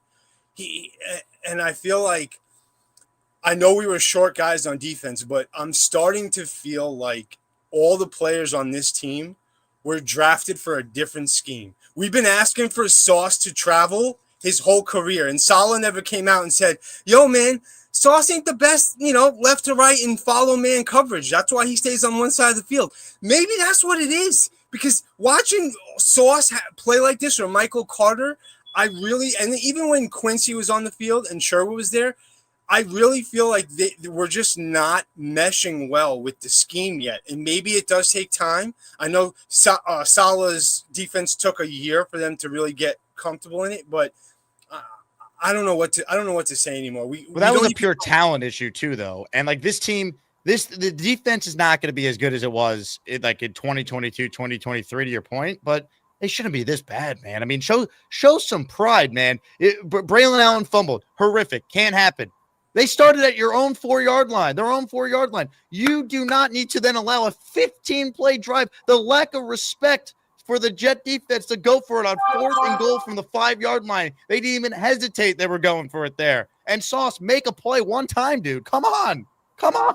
Make a play. Even sniff it, Jake. We don't even sniff an interception. No. Close. 3rd and long, they can't get up the field. Tyreek Hill's killing them. And then he gets hurt, and they still don't even take advantage of it because, of course, that's why I don't give a damn if CeeDee Lamb's not playing next week. Who cares? He didn't play this past week for Dallas. They put up 40 on the Packers. Dallas is putting up 30 minimum on our defense, so I hope Tanner has a lot of tricks up his sleeve, because I really, and then we did run the ball early in the game on the first drive. It was 3rd and 6, and Isaiah Davis got it after running, and I was like, God, that's risky. And then when you do it again later in the game and it gets blown up, it's just like I'm lost. I don't get why Glenn's fingerprints aren't on all over the defense. Why? And also, why isn't Glenn owning up to anything? Why isn't he talking about the defense? The defense is still pitiful, as bad as we are giving the games away, because we keep shooting ourselves in the foot. If it wasn't the Tyrod Taylor interception last week at halftime that kind of buried us, and then the week prior, I felt like once Fields fumbled against Buffalo and we were down 7-0, it was over. But then the Gibson fumble, we are literally shooting ourselves in the foot over and over. I can't, dude. It's 4 weeks in and I already feel like no hope. That's not who I am. I don't believe in Justin Fields at all, but I still wanted to win this game and get off the schneid. Yeah, we want to win games, man. We don't want to be talking about the draft on September 30th. We're playing a division opponent. You haven't won there in a decade. Win, man. It's brutal. Everything you said, Bonesy, I agree. It's terrible. Last thing I'll say, it wasn't that big of a deal to some people, but at the end of the game, if you play, I know it's not good to compare to. I haven't played Madden consistently in years, but if you have above 3 minutes and 20 seconds left in the game, you know that you call one timeout before that, and then you let the clock go, because you need 2 timeouts at least, or 1 timeout and the 2-minute warning as a timeout to be able to get the ball back. And then he punts with 6 minutes and 7 minutes left in the game. It's just what are we doing? That is coaching shit. He's calling a timeout with 4 minutes left, and it's yo, you can't use 2 of them. You need to carry 2 just in case the clock isn't in your favor and you go over that 2-minute warning, because then the game's over. So it's just some of the things that I'm so defeated. I can't believe that we're here after 4 weeks and it feels like this, man. It's hard to believe. Even though the expectations were low, the people who were the Glenn truthers, he could do no wrong. Yeah, let's blame Aaron Rodgers for everything. How you feeling now? Because this team is as poorly coached as they've ever been, and he better figure it out, because he will not survive a three-win season. He won't. This team wins 2 games. They're picking number 1. Glenn will not be the head coach next year, nor should he. We have all young first-time coaches. At first we were all yeah, we got Aaron Curry at linebacker coach and all these ex. They're all new. They're all new. This is what happens when you hire first-timers. And one experienced coach they hired, Steve Wilkes, has done the worst job. Right? No. Oh my God. Okay. All right, Jake. Well, now I got to go help customers and be in a great mood. So, love you guys. Well, I'll tell you what. Maybe you'll accidentally, fall on your wife. The fact that they can't fall on a fumble, it's mind-boggling. It really, it's. Now we know why you have so many kids, Bonesy. We know how you do it. Hey, my pullout game was great for a long time, and then I started slipping up. I don't know what happened. Ladies and gentlemen, that's why he's the champ, Mr. Bonesy. Calm your freaky down. Bones, hang in there, man. You're the man. I love this fan base so much. It's just Gator, please clip that. That was so good for Bonesy. All right. Wild Wave says it's a rebuild, so I wasn't expecting this. Save y'all. You were not expecting this, Wild Wave. You were not. The copium that we still have from some in the fan base, I think it's impressive. You were not expecting 0-4 and the Jets being an undisciplined, turnover-prone mess. They're 0-4 for the first time since 2020. Season high in penalties and turnovers. It's getting worse. A must-win game for your season, and it's getting worse. You didn't expect this. You expected improvement throughout the year. You were probably celebrating your moral victory week 1. How's that looking? You expected this. Okay. I expected to be making sweet love to Margot Robbie tonight, too, for just throwing out shit that's not true. Yeti says, the sad truth is the Jets affect our families as well. Well, I mean, Bonesy created the family because of the Jets. We go into shells and try to be nice. We're beyond pissed, fainting a fake smile. Oh, my week is ruined. And this week is especially stressful because we have Yankee Red Sox tonight. Brutal. Philly Noodles. Worst part is the media is coming for blood. Now get ready. You know what? Good. Good. They should. They should. The media is not the bad guy here. The bad guy's the Jets. They can't get out of their own way. Win football games. Believe me, I will defend the Jets when they deserve to be defended. No one defended them more the last couple years than me from what I thought were completely unnecessary attacks so many different times. No one's defended them more than me. The media now has every right to be critical. Glenn had the audacity to say last week they're not the same old Jets. They followed that up with an even worse performance against a dog shit opponent. For the second week in a row, they had 3 points well into the third quarter. The media should be critical. Aaron Glenn took shots at Saleh and the previous regime. He said it's coaching. They're going to be different. You're exactly the same, bro. You're not any different, and we're all rooting for you. And we've reached the part of the season where this is what the Jets are now highlighting to their fans. I haven't listened to Glenn's presser this morning, but this is the content the Jets are going to give you now the rest of the way because this team can't do anything right. So let's talk about Nick Folk, who has been awesome. But this is sad, man. This is the big highlight from the Glenn presser, according to the Jets. Stop coping, people. Call it for what it is. This organization does not deserve the benefit of the doubt. Spencer says, stop with the damn coping. Call a spade a spade. We are mortal shitbags.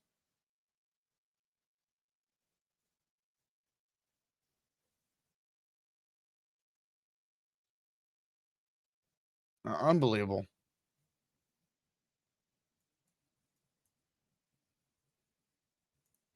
You can't make it up.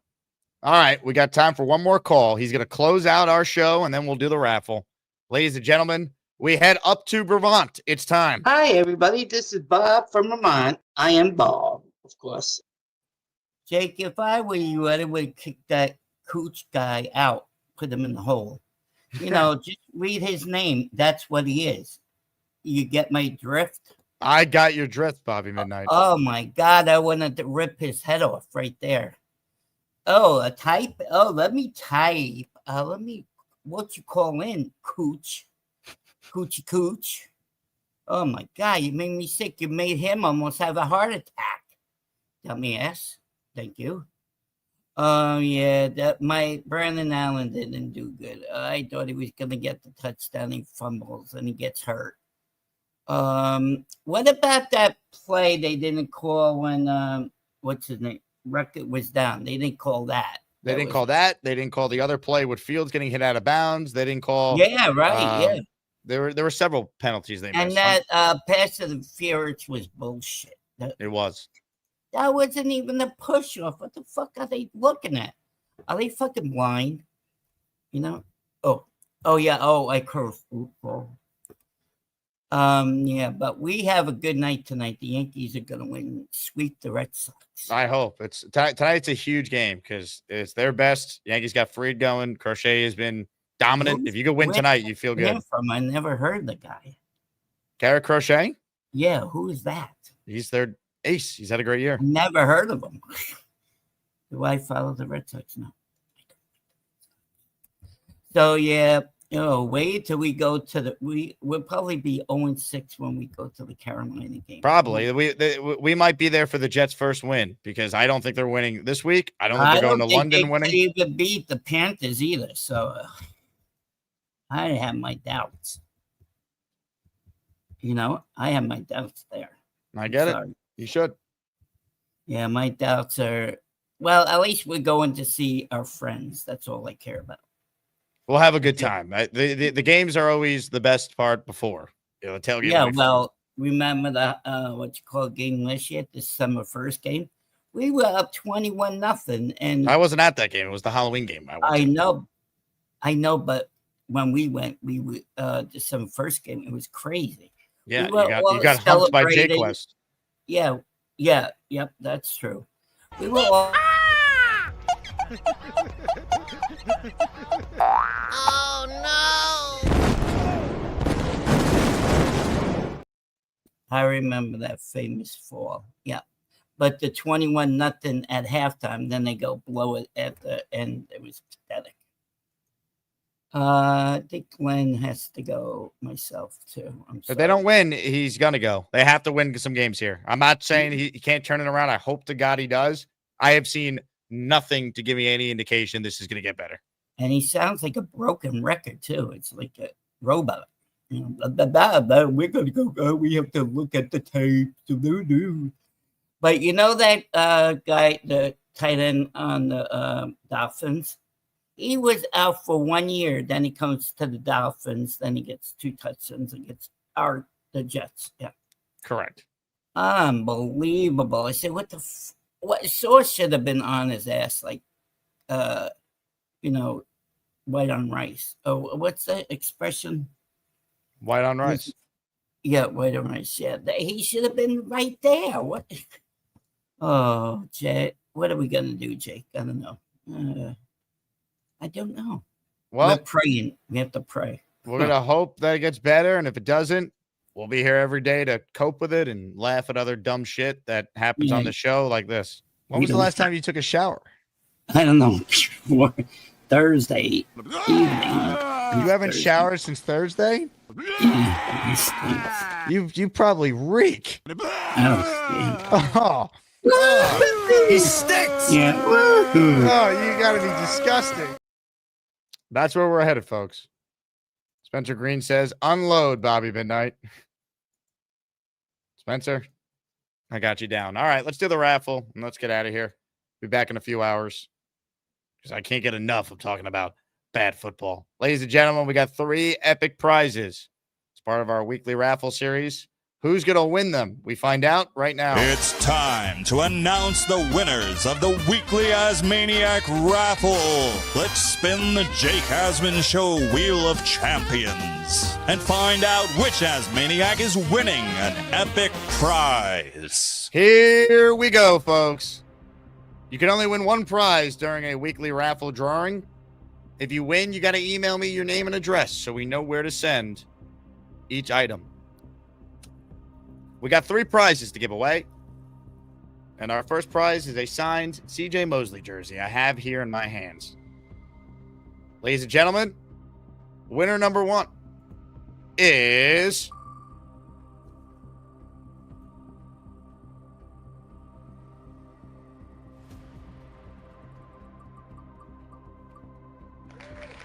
Spencer Green. Hey, Spencer, you're on a roll, buddy. Congratulations, Spencer. You're our first winner, which means there's still 2 prizes to go. Our next prize is a signed Bart Scott. Can't wait jersey. Ladies and gentlemen, the winner of the signed Bart jersey is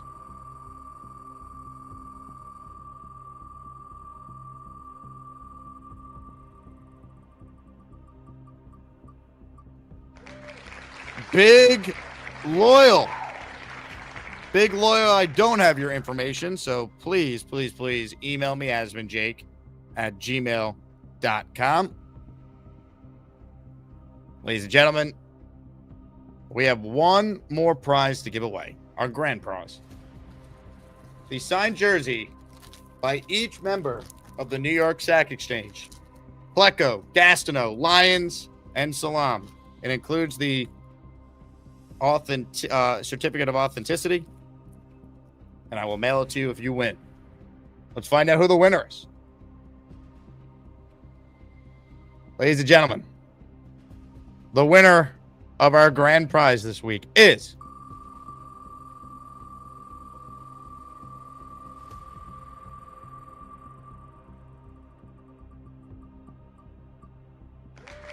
Luppy. The Lup Man delivers. Well deserved for the Lup Man, who called in after having quite a few watching that debacle last night. Luppy, thank you. Congratulations. You are our final winner. Luppy wins the grand prize, the Sack Exchange jersey. Big Loyal wins the Bart Scott signed jersey. Spencer Green wins the CJ Mosley signed jersey. Give it up for our raffle winners. They deserve it. Hit the Jet chant for them. What a show. Thank you to everyone who tuned in. Spencer Green says, Jake, because I love the man and I know he's down bad, please send mine a purple belt mic. I appreciate all you do. I just want PBM to have something that may help him out. Wow, what a gesture from Spencer Green. Spencer, you're in our next raffle, and we will double that entry for you, my friend. We'll put you in for 4 for next week. That's awesome. Very nice of you to do that. All right. I mean, once again, this community is the best. I say it all the time. If you missed the conversation with Beningo, go back to the beginning of the show. Joe was on with us for an hour, and things were getting wild. On that note, I'll talk to you with Robbie Sabo in a few hours. Let's go Yankees tonight. Beat Boston. JETS, baby. No wins for life.